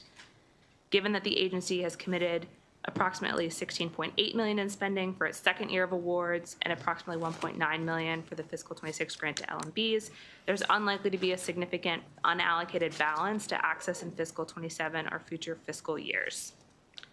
The allowance grows by approximately $15 million for spending on the ENOUGH grants, with the maximum special fund authorization increasing to $32 million. In light of the state's fiscal condition, DLS recommends reducing the general fund appropriation for the ENOUGH grant fund account by $15 million and the special fund authorization by a corresponding amount to level fund the program at the fiscal 26 general appropriation level. GOC may choose how it allocates the remaining funding between its ENOUGH grant program and the ENOUGH LMB capacity building grant. The second key observation, the agency's related to the agency's first year of MFR data, begins on page 13. Exhibit 6 on page 14 provides the agency's mission and most performance measures related to 2 of its 3 goals. Data reported in response to the first goal is discussed with key observation 1. The second and third goals are to improve state agency and intergovernmental coordination to support efforts to reduce child poverty and improve economic mobility, and to improve the well-being of Maryland's children, youth, and families through the CCIF. One of the ways through which GOC works to improve state agency and intergovernmental coordination is through its leadership in the Community School Delivery Program. This program involves 8 other state agencies in its first year and 10 local education agencies. In calendar 25, 26 schools participated. GOC should comment on its involvement with the Community School Delivery Program, including planned activities in fiscal 26 and 27 today. The third key observation on youth out-of-home placement begins on page 15. The 4 primary agencies that oversee the welfare of children placed outside of the home are the Department of Human Services, the Department of Juvenile Services, the Maryland Department of Health, and the Maryland State Department of Education. Language in the fiscal 26 budget restricted funds from the data reporting agencies until GOC submitted this report. The number of youth experiencing at least 1 out-of-home placement in fiscal 25 was 5,723, very slightly lower than the fiscal 24 level of 5,730. Exhibit 7 on page 16 shows the rate of out-of-home placements per 1,000 youth by jurisdiction. Can I ask you a question about that? I'm looking at, like, Allegheny County has quite a few, Baltimore City, Garrett County. Is that, why is it that they have more? Is it they don't have facilities for the kids that need this program, or what is it? To some extent, it represents like where population levels are in the state, because this is a rate out of 100,000 youth. But it would also speak to the number of kids who require an out-of-home placement. Okay, thank you. Most of the jurisdictions, 14, shown in Exhibit 7, had fewer out-of-home placements in fiscal 25 than in fiscal 24-23. The 5,723 youth experienced 13,562 placements. Compared with fiscal 24, that's about 5% more placements. Just under half of those placements were within the county of origin, and only 4% of placements were to out of state. Exhibit 8 on page 17 shows the number of placements that were out of state from fiscal 21 to 25 and the various types of placement, as well as the line to show the number of youth experiencing these placements each year. So just to be clear, youth can experience more than one placement. Of the 34 youth in an out-of-state placement in fiscal 25, most were in family homes. Compared to prior years, a larger percentage of children were placed in an out-of-state hospital in fiscal 25, compared with fiscal 24 or fiscal 23. GOC and the data reporting agencies have substantially fulfilled the requirements set forth by the fiscal 26 budget language. DLS therefore recommends that $100,000 in withheld general funds for each of DHS, DJS, DDA, and MSDE be released, and will process a letter to this effect if no objections are raised by the committees during the hearings. DLS further recommends adding a section to the budget bill restricting funds in each of the data contributing agencies pending submission of the 2026 out-of-home placements report. The DLS recommended actions begin on page 19, and a summary of JCR responses from GOC can be found on page 22. That concludes my presentation, and I'd be happy to take any questions at this time. Thank you very much. Good job. Okay, we have Special Secretary Carmel, did I say it right? M. Martin. Yes. Welcome. Thank you so much, Chair King. Thank you to you and all of the committee members for giving us the opportunity to be here today as you consider the operating budget for the Governor's Office for Children for the fiscal year 2027. Can I just say how happy I am that there is a Governor's Office for Children? Thank you. It drove me crazy when they made the switch, so I'm very happy to see you back again. Well, thank you so much, and thank you for your leadership. You have been such an amazing voice for children in the state and a champion for them, so we are just thrilled to be your partner in the work. I'm joined today by our Chief of Staff, Cleo Hirsch, and our fabulous new Cleo's fabulous as well. We have a new executive director for the Enough Initiative, who I believe you have met, Ojeda Hall-France. So we're all thrilled to be here. We're also thankful for the partners to the work who have joined us today, who I think you'll hear from in a little bit. We have some of our community quarterbacks through the Enough Initiative, our local partners, including local management boards, and we're thrilled to have Dr. Brooks from the mayor's office with us as well. I want to thank Madeline Miller, our DLS analyst, for her thoughtful and thorough analysis. And again, I'm Carmel Martin, the Special Secretary for the Governor's Office for Children. I think I'm supposed to say that for the record. The GOC's principal mission is to drive programs and initiatives that leverage the full weight of state government to maximize Maryland's investments in children and families. Over the last year, we've worked to break down barriers and enhance coordination across state government to ensure that the approximately $7 billion that Maryland spends on child poverty fighting programs reaches the people and communities that need it most. A top priority for us has been working with our agency partners to increase Marylanders' access to benefits. For example, we work with the Comptroller's Office to launch the Earned It campaign, which is designed to raise awareness with respect to the Earned Income Tax Credit and the Child Tax Credit through an expanded awareness effort. We coordinated 5 other agencies focusing on those that have programs that support low-income Marylanders or working Marylanders. And we reached out directly to Marylanders through direct communication, social media, and public engagement. As a result, we saw a meaningful increase in the share of EITC-eligible Marylanders claiming the credit.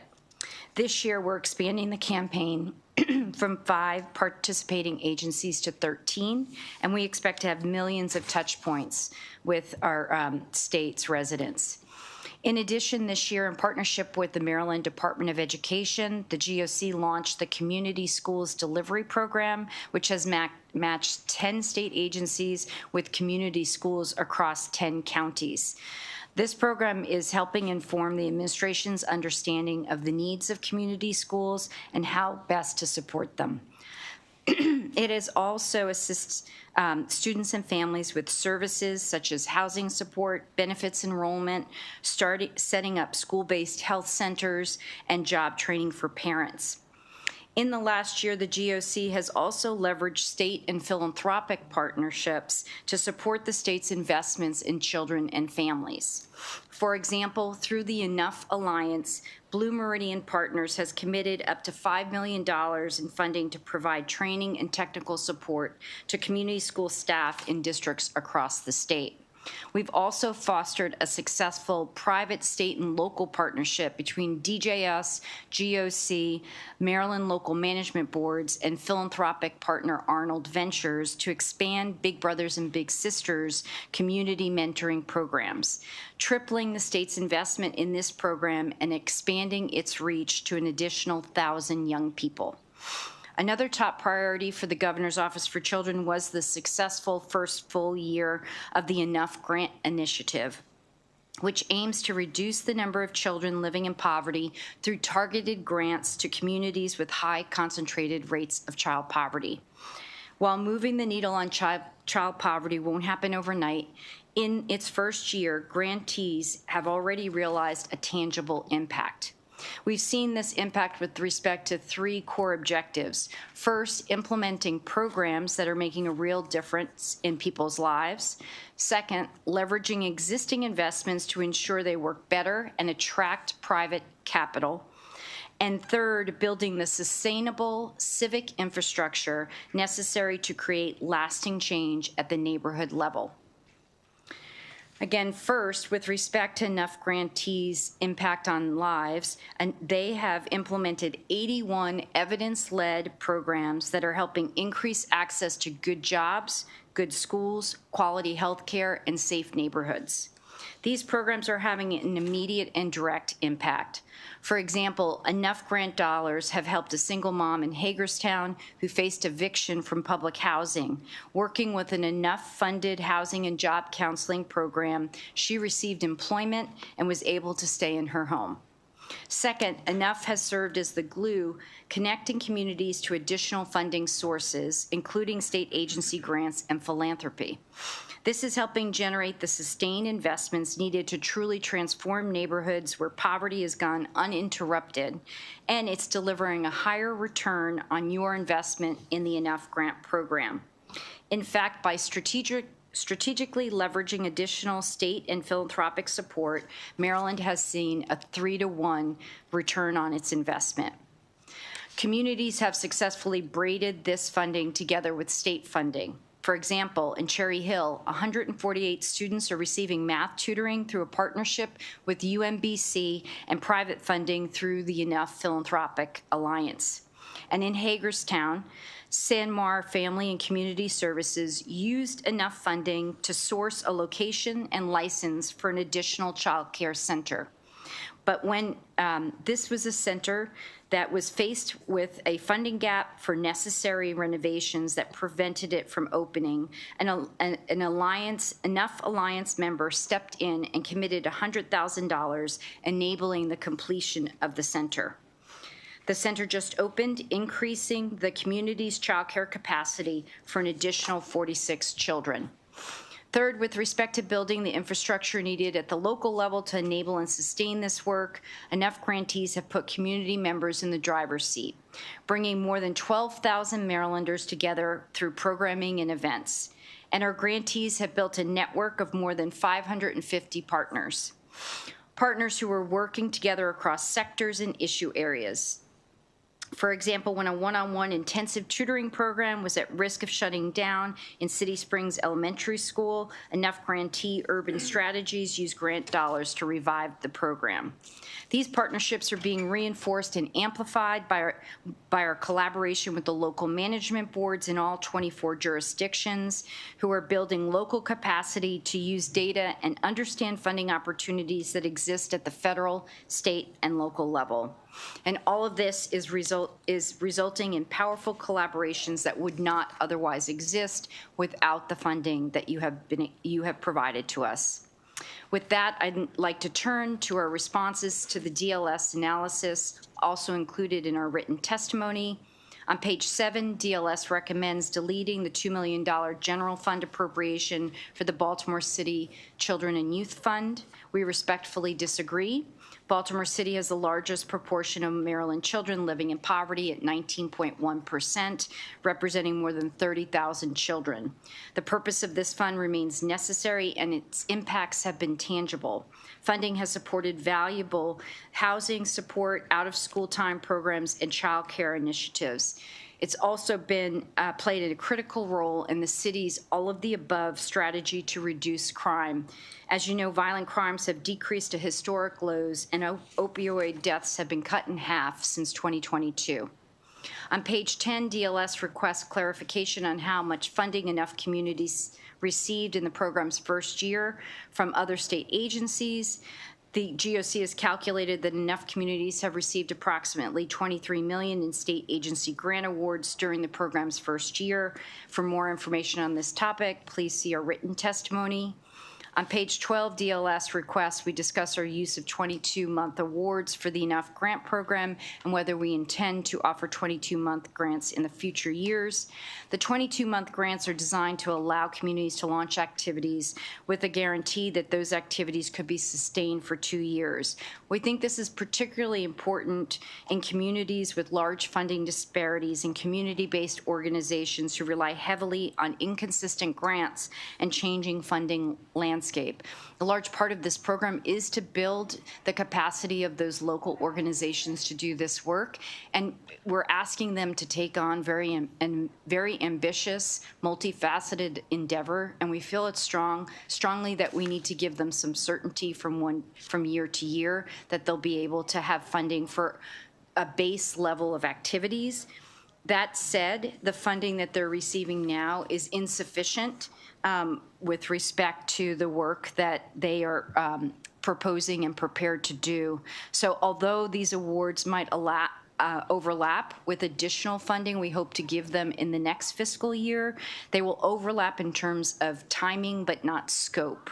Grants would support activities that have not yet been funded but are critical to their community's success. For example, a grantee who receives funds this year to implement education programs might receive funding next year to expand that program or implement a housing initiative. Or grantees who've completed their planning phase could continue to support governance and partnership activities with their planning funds while leveraging new dollars to implement their neighborhood action plan. All grantees will be required to show how remaining unspent funds will be integrated with and not duplicative of any new requested funding. On page 12, DLS requests the GOC explain when we will finalize which communities will be eligible to apply for enough funding in fiscal year 2027 through 2029. By June, we will produce a map that shows the jurisdictions that are eligible.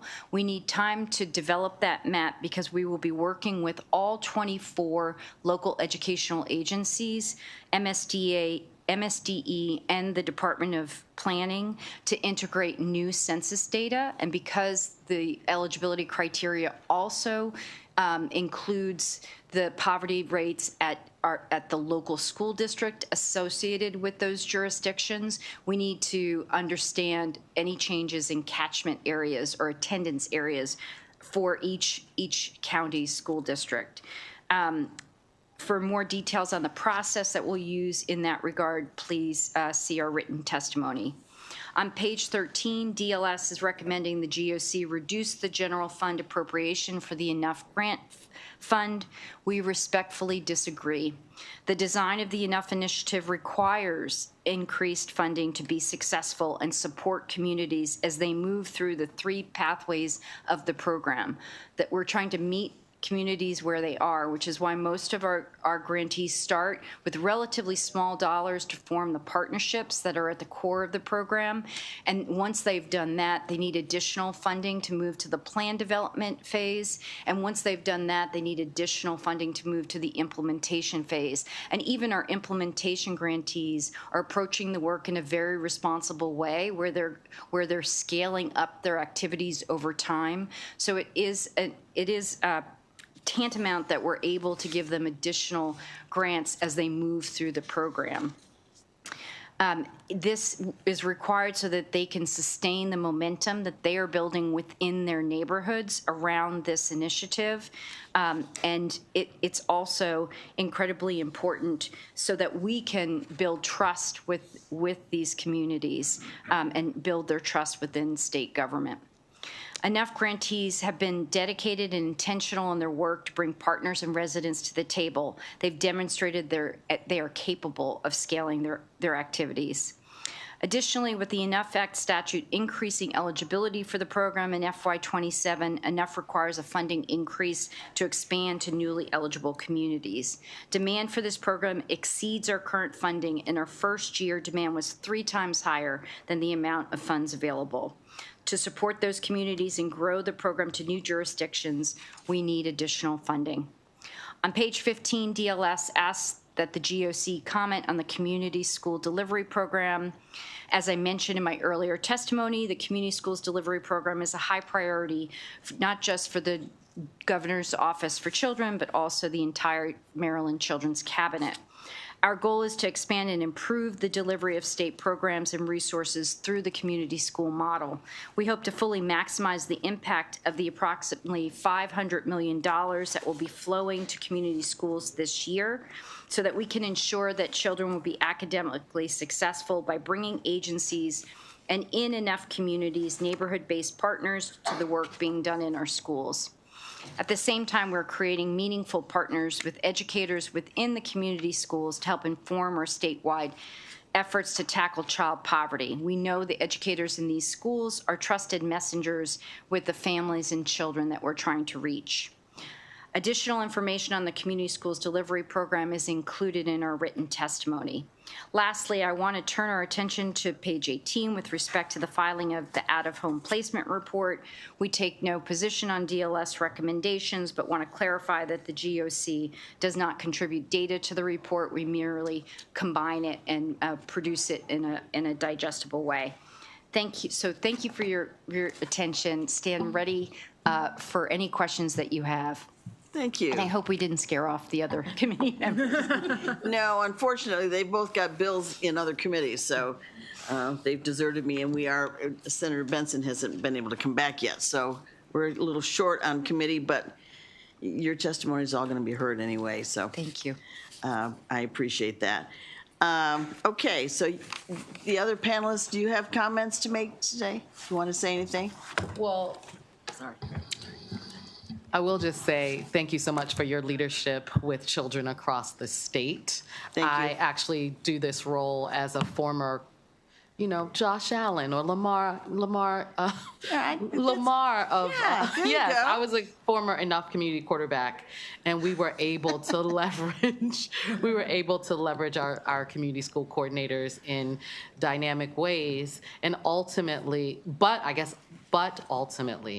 what they needed was more powerful players at the table that we were able to convene to help them solve things like chronic absenteeism, 5 of our schools And that's have, something that we all have to work on together. Yes. So, yeah. In 5 of our schools, the chronic absenteeism rate ranged from 45% to 60%.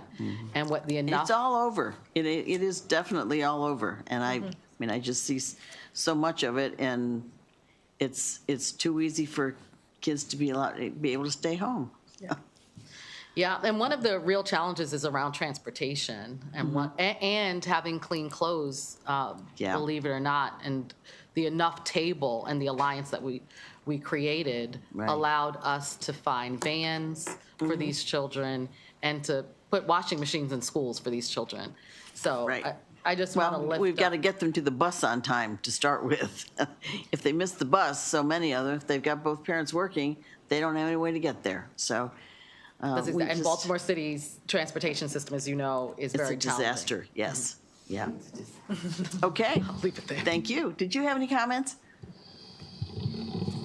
Thank you, Senator. I would just add, as a mother of 2 young children growing up in Baltimore, it really takes a village. As a working mom, everything from childcare to universal pre-K to supports after school. And what's powerful about being in an Enough community, and I'm lucky enough to live in one as well as do this work at the state level, is that you really feel the community pulling together for our kids. And that's what it's going to take to make sure that not only my own kiddos, but all of our neighbors are on a path together towards economic mobility. So this work is personal to each and every one of us. Sure. And we're seeing the impact on the ground, and we know this is what we need to really make a dent in patterns of concentrated child poverty that have gone unanswered for generations. Right. Well, I'm ready to work with you, whatever I can do. Thank you. Thank you. Okay, so I have several panels here. I'm just going to call we have 5 at a time, and have you come up. Sean Ashworth, Carolyn Camacho, my neighbor, Chantel Thomas, Claudia Renahan,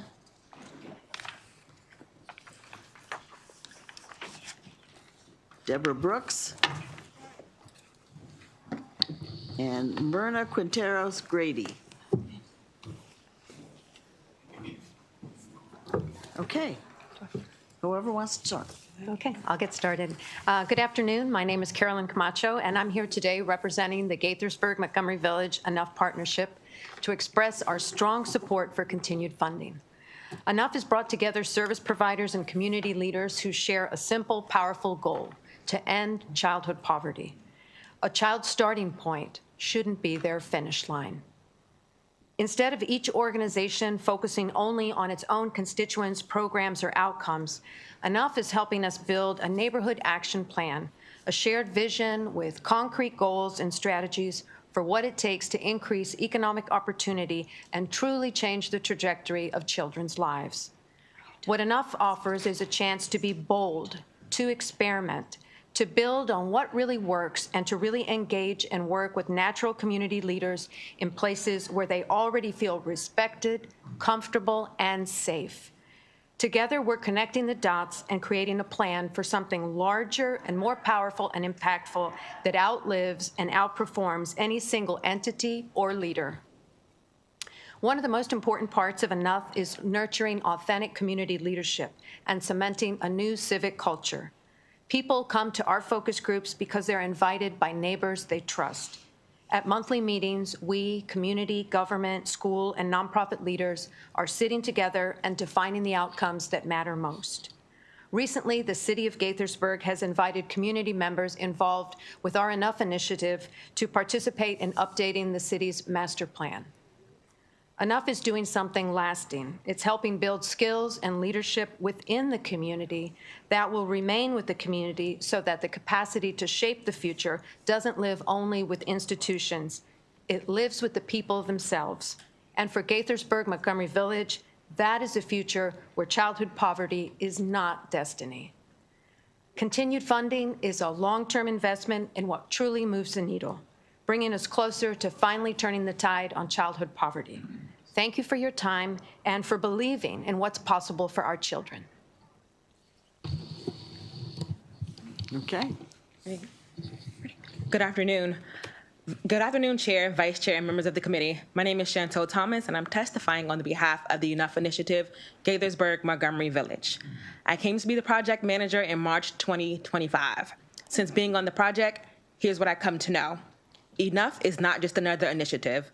It's the difference between a head start that leads to stability and stability that leads to success. It's not a hamster wheel that keeps families in a trapped system of failure. Enough funding supports the backbone of work that really makes a difference. Work that leads to strategies that, when implemented over time, really addresses the root and generational causes of poverty. Enough meets let me slow down a bit. Enough meets immediate needs when building long-term solutions. Enough funded engagement has allowed us to create accessible entry points for families and has strengthened community relationships with our partners, including the City of Gaithersburg. I've personally seen this work show up as dignity in real time. We've fed families impacted by job loss. Our stipends have helped cover bills. We have created and curated safe spaces and reestablished trust in community and its connections. It turns community voice into a plan with accountability. In December, we launched our project work groups and had nearly 30 community members show up consistently, showing their dedication and commitment not only to the cause, but again to community. It has reduced barriers, bringing multilingual communities together. This matters because communities where multiple languages are spoken, culturally responsive and multilingual engagement becomes a bridge and not a barrier. It strengthens trust across neighbors, schools, and systems. Enough stabilizes families now, preventing deeper crises later. When families experience job loss, service delays, and rising stress, enough engagement supports are often, oh, sorry, my time is up. I'll get to the point then. One last sentence. Yeah, one last sentence. We urge funding because it's producing measurable momentum, trusted engagement, multilingual inclusion, and stronger partnerships between our schools. Thank you for your time. Thank you. Okay, next. Good afternoon. Can you hear me? Good afternoon. My name is Claudia Melendez-Renahan, and I have the privilege of serving as the Community School Liaison at Gaithersburg Middle School in Montgomery County. I work with the Central Gaithersburg, Montgomery Village Enough community. The effects of child poverty are exponential, not only for the children and families caught in the cycle of poverty, but for the longevity of communities and society as a whole. Not until we are able to dig deeply and ask those directly affected by poverty will lawmakers, community partners, and community members be able to significantly affect change. The dialogue and exchange of ideas from community partners with diverse perspectives has already proven to be invaluable in our community. Had I not been invited to participate in various work groups and focus group discussions hosted by Enough grantee Identity, my colleagues would not understand the way that lack of safe transportation for nearly 45% of our students negatively affects their opportunity to attend school regularly, thereby contributing to the chronic absenteeism epidemic that we now face in Montgomery County Public Schools. Had I not been present at one of these meetings, I would not know about the City of Gaithersburg's Built 2040 initiative, through which partners are putting together an action plan that will determine transportation needs and land use for city residents through the year 2040. Because I was there during the discussion, I was able to share the desperate need of a City of Gaithersburg resident, who happens to be the mother of one of my students at GMS, to travel to White Oak on the other side of the county so she can undergo cancer treatment. Because I was there, I was able to advocate for her and highlight the need for the type of medical care she needs in a location that is more accessible to her and the rest of the community. All of these layers are critical to solving the myriad symptoms of cyclical poverty in our communities that will eventually help us to make real and significant differences in the lives of our children and in the future of our entire society. Thank you. Thank you. Good afternoon, Madam Chair and committee members. I am Dr. Deborah Brooks, and I serve as the Executive Director of the Mayor's Office of Children and Family Success in Baltimore City. The Mayor's Office of Children and Family Success, along with our local management board, the Family League, have been partners in this work since its onset. The best way to reduce childhood poverty is to work with the people who live in the community in the organizations that already serve them. Each of these organizations were doing good work. However, some were working separately. They were working in silos. The Enough Initiative creates opportunities for an increased cross-collaboration with schools, community members, city and state government, sharing data, planning together, and aligning fiscal and human resources with community leaders, which means fewer gaps in services and clearer pathways for families who need support.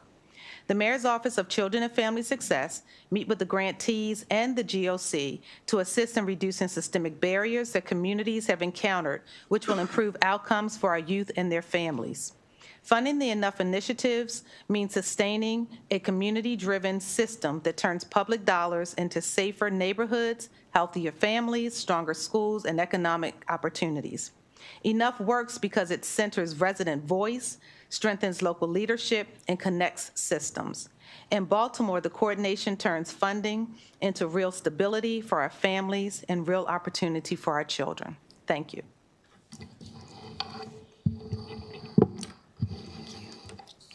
Good afternoon, Senator King and committee.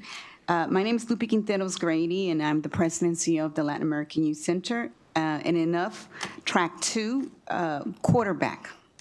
As a Track 2 awardee recipient, LAYC's had the opportunity to apply to true collective impact approach in Prince George's County by building on a long-lasting partnerships.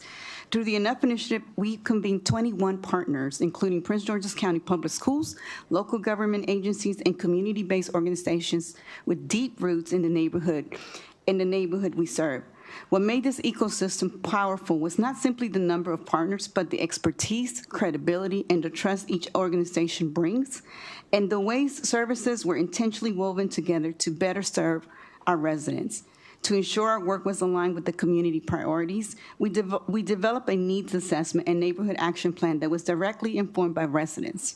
We reached more than 650 community members out of Riverdale and Adelphi through surveys and focus groups, identified real barriers alongside real assets, and produced clear investable strategies grounded in lived experience. This is what community-driven partnership looks like. An initiative, enough investment made is possible. That made it possible. At LAYC, our philosophy is simple. We come to the table to add value, not to disrupt what is already working. That means strengthening and amplifying existing services, centering local partners with proven track records, and ensuring families experience coordinated care rather than fragmented systems. To continue this work, we respectfully ask for your continued investment.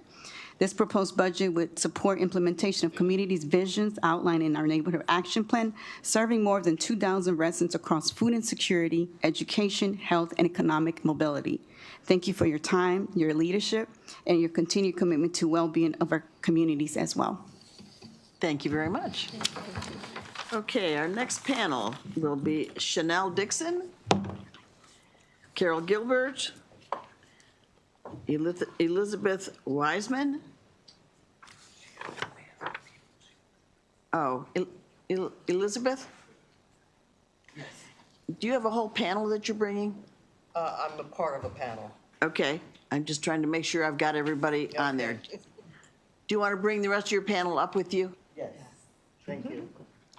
Good afternoon, Senator and committee members. Oh, that's all right. I'm the CEO of Park Heights Renaissance. Okay. So the members may have gotten switched up. Do you want me to convene all that are with us? Or? You can just, the group is there. I'll just take you as you go. All righty.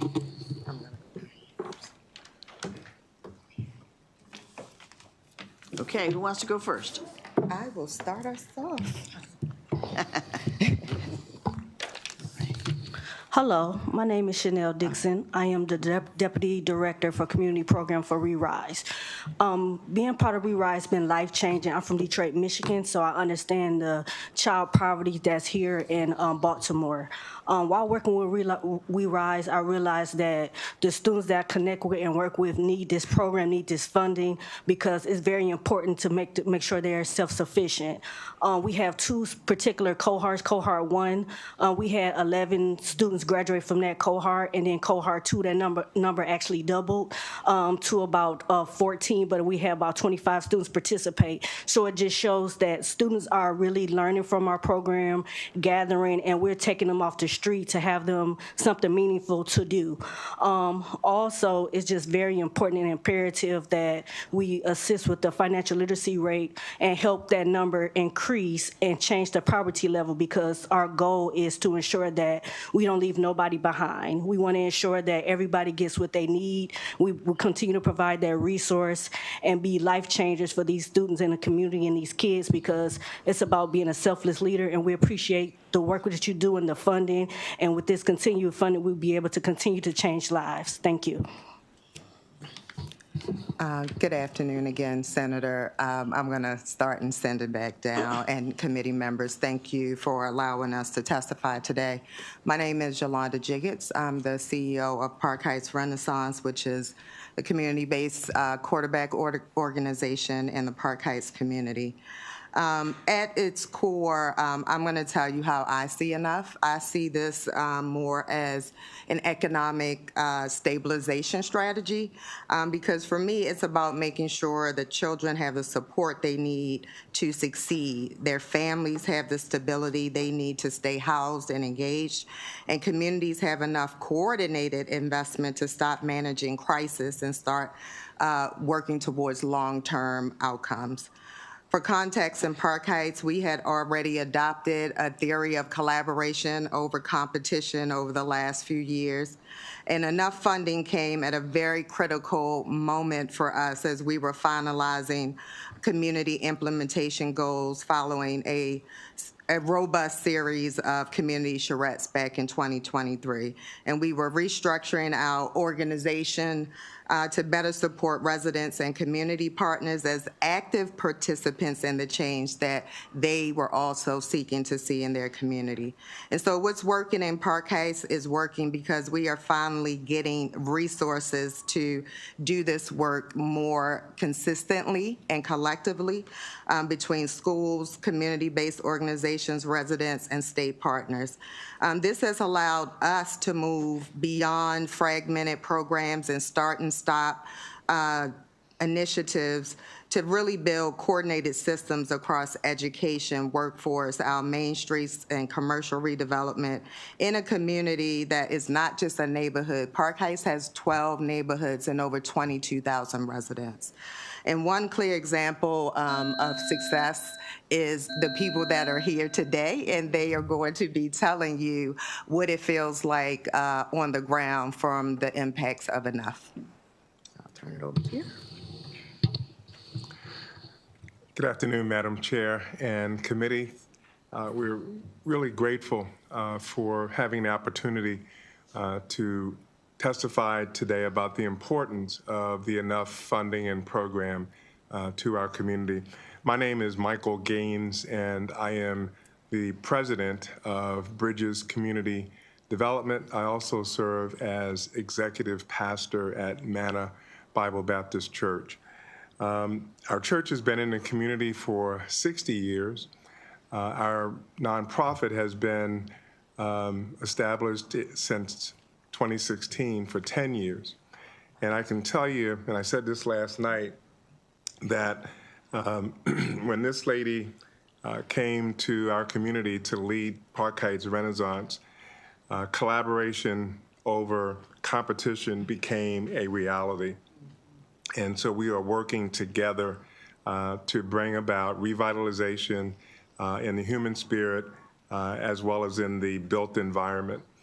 Our organization focuses on affordable housing, renovating vacant homes, and it's important. Why is that important? Because it's a future of stabilization, of having a place where I know I have an affordable roof over my head, and then if I can get some food in my stomach and I can get a good education for my children, then I'm headed in the right direction. And that's what we're all doing. The future looks decent. I'm sorry? Then the future looks decent. Absolutely, absolutely. It's really, really critical. And you understand this, and so we appreciate your work and your support for this effort. And we, as the Bible says, I can't let this go. we beseech you on behalf of this community urgently to continue the funding for this program. Thank you. Good afternoon, Madam Chairwoman and committee members. My name is Brian Azueku, and I proudly serve as the president of the Pimlico Terrace Neighborhood Association. I'm here in strong and unequivocal support of the continuation of enough funding for Park Heights Renaissance. The additional funding enabled Park Heights Renaissance to make a critical hire, allowing me to serve as the Community Leadership Performance Manager. That investment did more than fund a position, it built infrastructure, strengthened our coordination efforts, and established accountability across our neighborhoods. Through this role, we successfully launched the Park Heights Community Leadership Council, also known as CLC. It's a coalition of stakeholders who meet regularly to share data, align priorities, and strengthen community engagement. To date, we have enhanced communication across neighborhoods, improved coordination with our city agencies, supported beautification and public safety initiatives, and also established a shared leadership pipeline rooted in trusted and lived experience. Currently, the CLC is focused on leadership development, succession planning, and strengthening neighborhood associations to solidify operations and ensure effective knowledge management across sectors. Looking ahead, our plans include expanding leadership training, formalizing succession pathways, supporting emerging leaders, and deepening collaboration around public safety, quality of life, and economic opportunity. Enough funding ensures that the rich tapestry of Park Heights remains connected, resourced, and prepared for the future. It secures continuity, not just programming. It represents an investment in people, not just projects. Ending this funding would disrupt our existing momentum and weaken our measurable impact. Continuing it ensures stability, accountability, and long-term quantifiable outcomes for Park Heights. I urge you to continue funding Park Heights Renaissance through the Enough program so that our community remains strong, resilient, and economically mobile. Our future depends on it. Thank you. Good afternoon, Chair and committee. My name is Bishop Randall. I'm the founder and CEO of At the House Incorporated, a 501c3 community-based organization serving Park Heights community. Thank you for the opportunity to speak today on to strongly give my support to continue the Enough grant. The Enough has allowed community to move beyond fragmented services and towards more collective impact.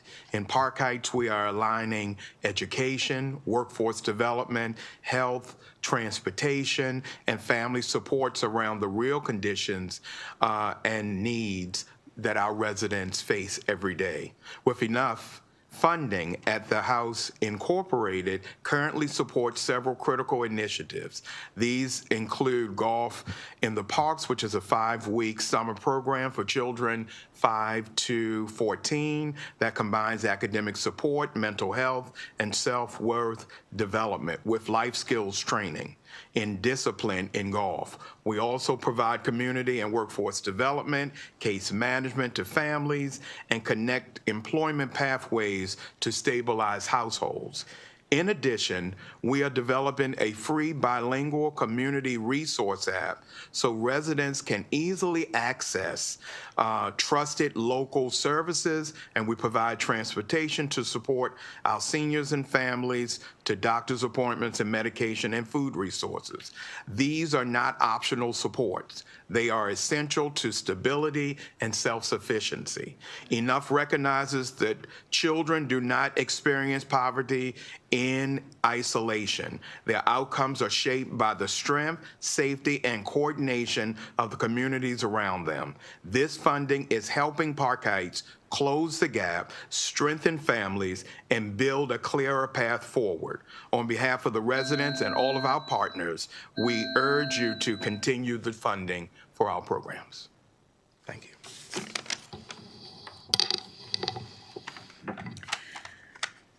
Madam Chair and members of the committee, thank you for allowing me to speak today. My name is Elizabeth Wiseman, and I serve as co-chair of the Pimlico Community Advisory Board, the PCAB.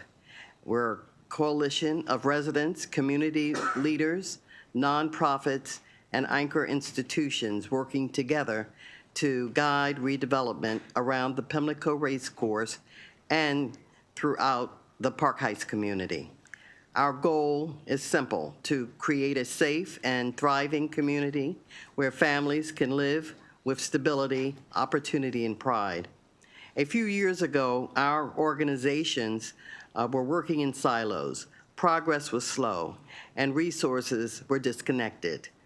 Today, we are aligned through collective impact model led by Park Heights Renaissance, which serves as the community quarterback, coordinating partners, aligning strategy, and moving plans into action with residents as implementation partners, not just advisors. That coordination is working. The Enough initiative provides the backbone that really keeps the work moving. It funds the infrastructure, leadership, and collaboration that allows us to turn plans into measurable results. What we have learned in this process is that progress requires consistency. When funding stops and starts, momentum stalls. When funding is steady, communities can build testing and lasting solutions. Continue to support the Enough initiative ensures that the progress will continue. On behalf of the PCAB and the families we serve, I respectfully ask for your favorable support. Thank you. Let's pass it down to the last. Did you want to testify? Yes. It was just the last. Just two. Okay, you need a microphone there somewhere. He's gonna start.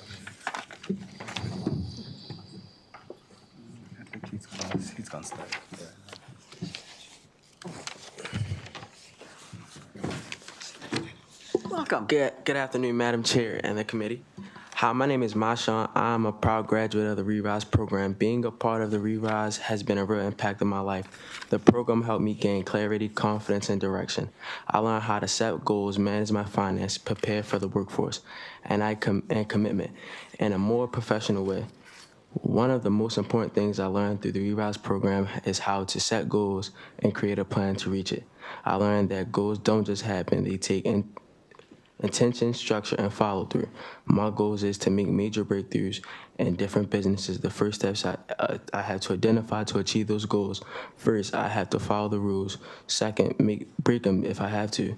Third, make sure I do what I have to do to make sure I got what I got.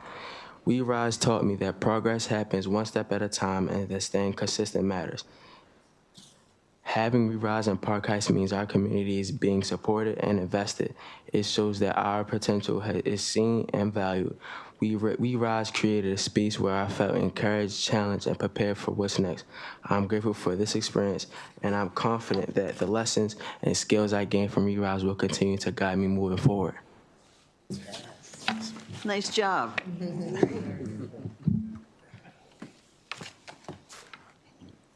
Good afternoon, Madam Chair and committee. My name is Todd Scott, founder of ReRise. It's hard to believe my Sean is only 14 years old. I'm so grateful for this opportunity to work under a fierce leader like Yolanda Jiggets. I really mean that. She has been tremendous in leading this initiative, and I'm so grateful for the opportunity, and I'm glad our paths crossed. It sure takes great people like that to make it happen, you know. Absolutely does. It absolutely does. ReRise is a program that teaches a 14-week financial curriculum to youth and young adults ages 14 through 19. It's not just a financial curriculum. We focus on enhancing by adding people to our program, such as Tyrene Green, who teaches professors at Johns Hopkins on math. So she writes our curriculum for us. Year one, ReRise worked with Park Heights Renaissance to inform the community of the program. We immediately received 62 applications from youths 14 through 19. They entered into our 14-week curriculum. They graduated, and a good portion of them, more than half of them, wanted to continue into the next phase of our program. Then we started another program, Cohort 2, and we received over 100 applications for that. We also have a program weekly at Coppin Academy High School. It started with 13 youths, and now it's at 33, and their semesters long, which is great. Year 2, where we're in right now, we have doubled the number of applicants requesting to be in the program. Wins. This is great. More students are opening up savings accounts and using the We Rise budget module. We have a relationship with a bank, Chase Bank, so they're opening up their savings accounts. And they're using the We Rise model, which is saving at least 30% of your gross earnings every time you receive your income. Story. This is a quote from a 19-year-old in the program. This is the first time that I've ever been inside of a bank. But I want to close on this. The needs are great. This one particular grandmother said to me, "I'm so proud of my grandson. I'm so excited what he's doing in We Rise program." This is the same grandmother, actually, who called me last night and said, "My son needs a pair of shoes to be able to come to the program event tomorrow." This is her grandson right here. Yes. I'll close on that note. Thank you so much for your time. Thank you. Okay, who else do we have here? Carol Gilbert?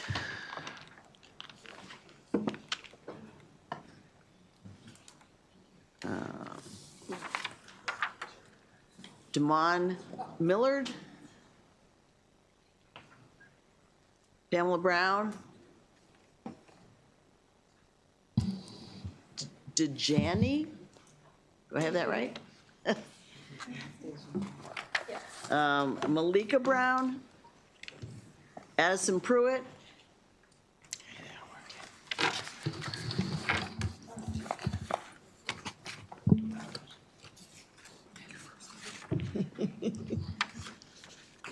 Okay.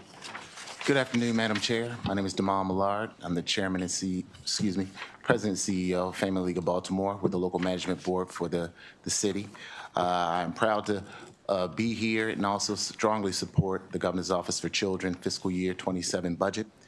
As the local management board for the city, we work very closely in communities where 1 in 3 children are living in poverty. As the special secretary said in her statement, that's more than 30,000 children that we have to support. It is through the Cradle to Career Continuum that the local management board is able to actually support and work hand in hand with the Enough grantees as a part of this major initiative. We don't actually look at it as just program sites, but we look at it as the potential for building thriving strategic partnerships. And it's really about transforming lives. As the years that I've had a chance to serve with the local management board, watching groups like Park Heights Renaissance, being able to, 1, hear directly from them in terms of the solutions that's needed for the community. One of the programs that was brought to our attention was a home instruction for parents of preschool youngsters, making sure that parents are able to understand that they're the first teachers in their children's lives, and making sure that through a home visiting program that they're actually able to have access to the resources and those early childhood developmental tools. We were able to utilize Children's Cabinet interagency funds to scale this, not only in Park Heights, but to Cherry Hill, as well as the Bel Air Addison. And so we're very grateful in terms of the funds that are provided by way of the Children's Cabinet Interagency Fund that allow us to be bold, that allow us to be innovative, and that allow us to lean in when it comes to being able to be transformational. It's through great partners like the Mayor's Office of Children and Family Success that we're able to see this work, and we're proud to be here to help with technical assistance and capacity building for any of the grantees. Thank you for your time. Thank you. And let me just say, we can put all the money in the world into these programs. If we don't have people like you all to carry them out, it means nothing. So you're the heroes in all this, in doing the work. Appreciate you, Madam Chair. Next. Good afternoon, Madam Chair King and members of the committee. My name is Dejanae Fennell, and I'm testifying on behalf of Good Intentions Foundation. We are proud to serve as one of the quarterbacks in Prince George's County under Governor Westmore Enough Act. We were once awarded through the local board management in Prince George County, which helped strengthen our capacity to do this important service. From empowering our programs like Feeding with Hope, to Clothing with Care, to strengthening our youth mentorship growth program, our financial wellness program, to the inception of our Good Mama program. When you talk about concentrated poverty, we must also talk about early childhood poverty. Childhood poverty is family poverty. When parents struggle to access sustainable incomes, childcare, or housing, children carry that burden developmentally, emotionally, and academically. In Prince George County, families are working hard and still falling behind, not because of the lack of effort, but because of opportunity and unevenly distributed by neighborhoods. This is why the Enough Act matters.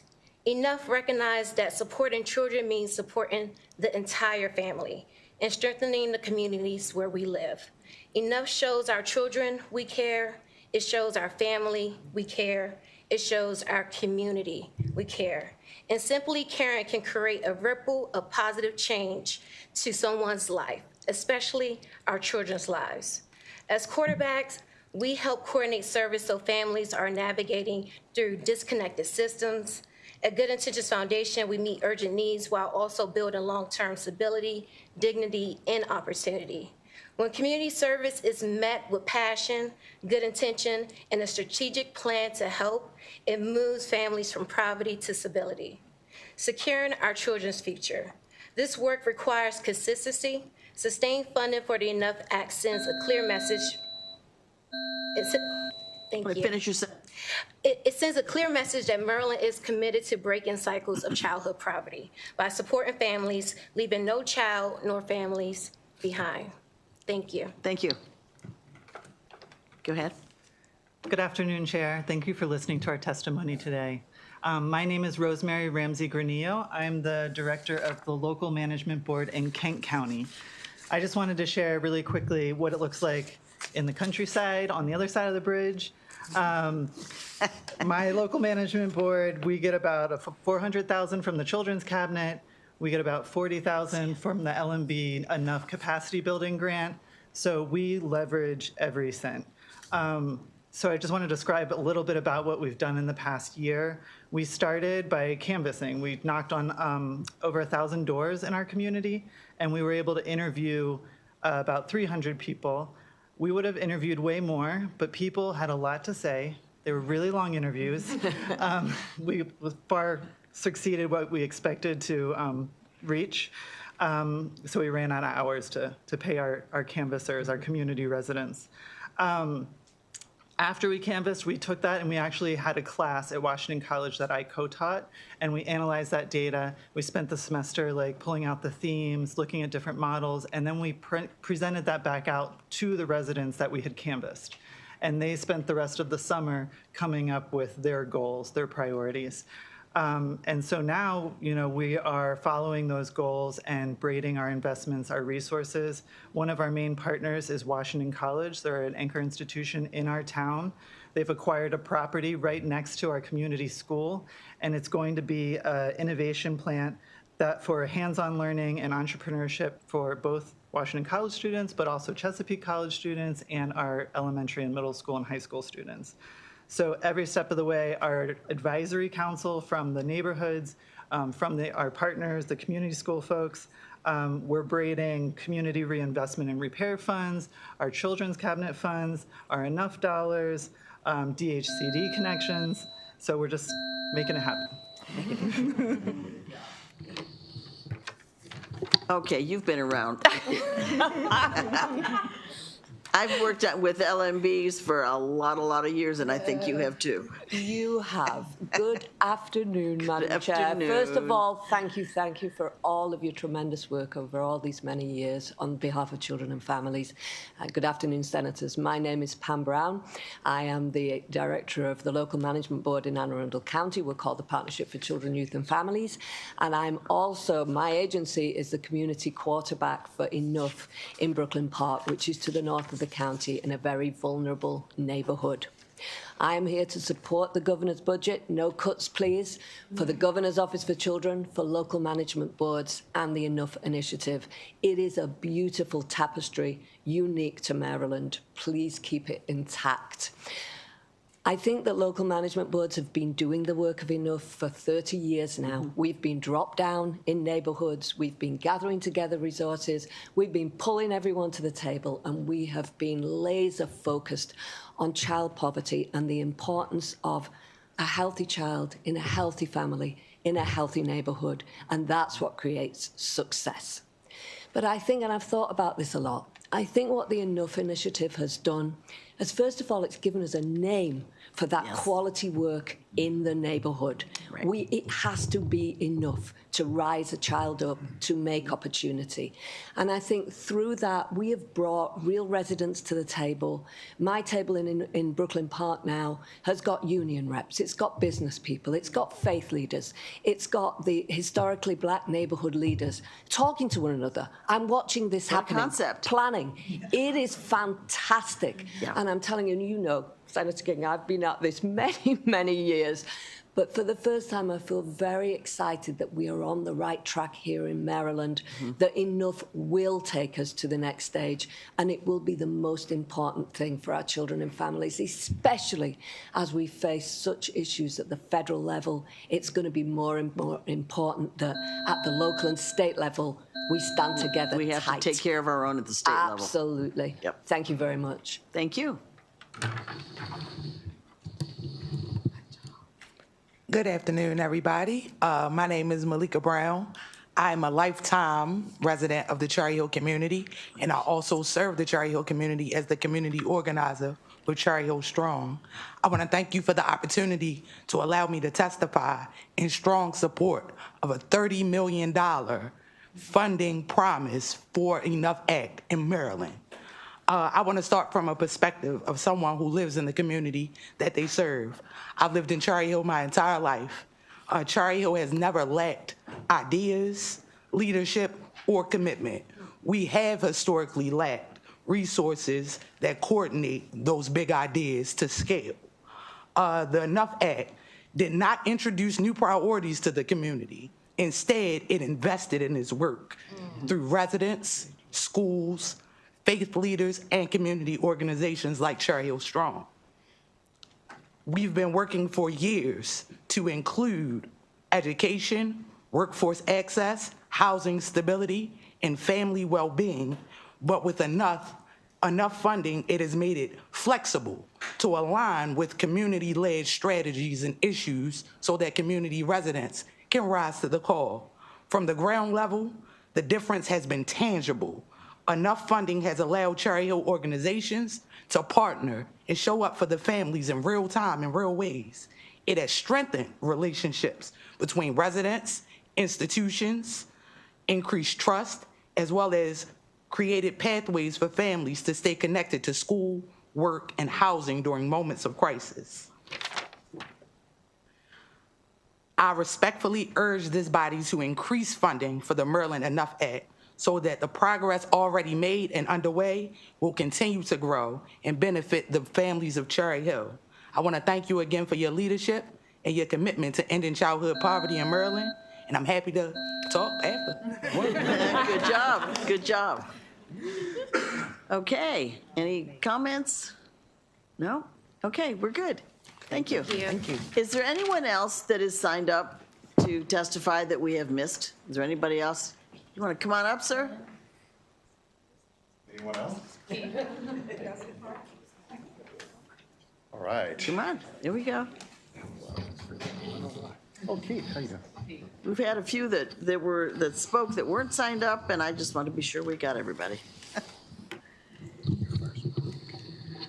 All right, I'll go first. Go right ahead. Thank you, Chair King, and the opportunity to speak to the committee today. My name is Kent Sovine, the Executive Director of CHEER. On behalf of CHEER, along with our team of partners, we are excited and honored to be part of Enough's inaugural cohort's second year.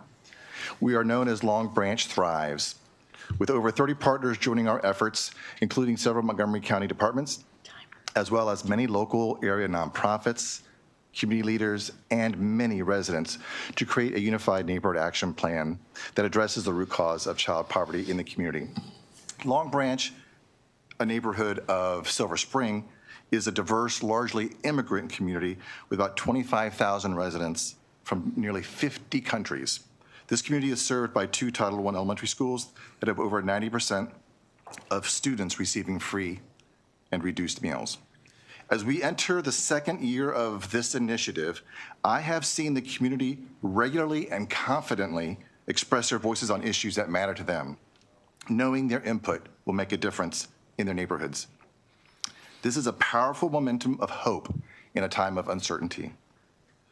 The comprehensive place-based approach that CHEER uses is community-driven, with residents' voices at the center of setting their vision for a thriving community. Through Enough, we have already started several pilots. One of them is Early Childhood Neighborhood Ambassador Program, where trained resident leaders connect their neighbors with local resources to support children 0 to 5. This is the first of its type in Montgomery County. And also we have a Long Branch community-led garden in partnership with Montgomery Planning. We also plan to create a workforce development, entrepreneurial, small business hub for adults and youth, as well as after-school and summer programs located within walking distance of apartment communities where children and youth live. We thank Governor Westmore and the GOC for this opportunity to understand that neighbors and neighborhoods are the foundation for meaningful change. We ask for continued funding for this urgently needed and groundbreaking initiative. Thank you.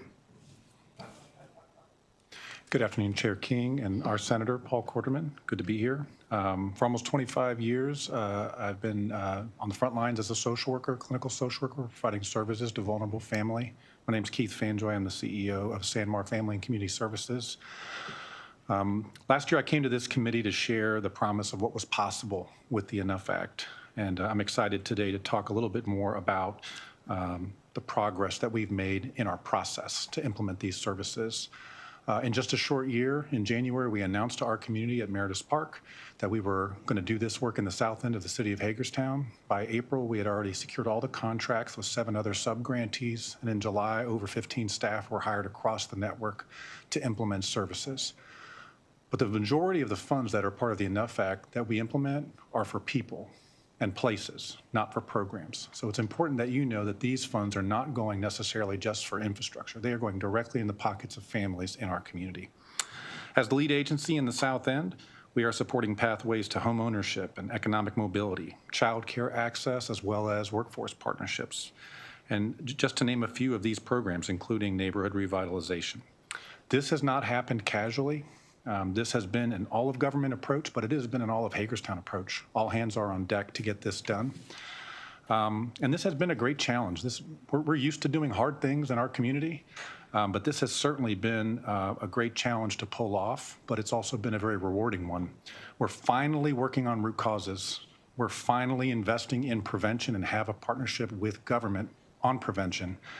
And we're not alone, finally. We have government with us doing this work. We have national TA from Purpose Built and WJWI, and our relationship with the Governor's Office of Children is unprecedented. It's transparent, it's collaborative, and it's supportive. And they need your help. So in closing, consistent progress requires consistent funding, but it also requires the increased level that they are asking for. The South End kids are worth that. Thank you. Thank you very much. Okay, is there anybody else? All right, thank you all. Thanks for making the effort to come and let your feelings be known today. Thank you, Senator. Thank you so much.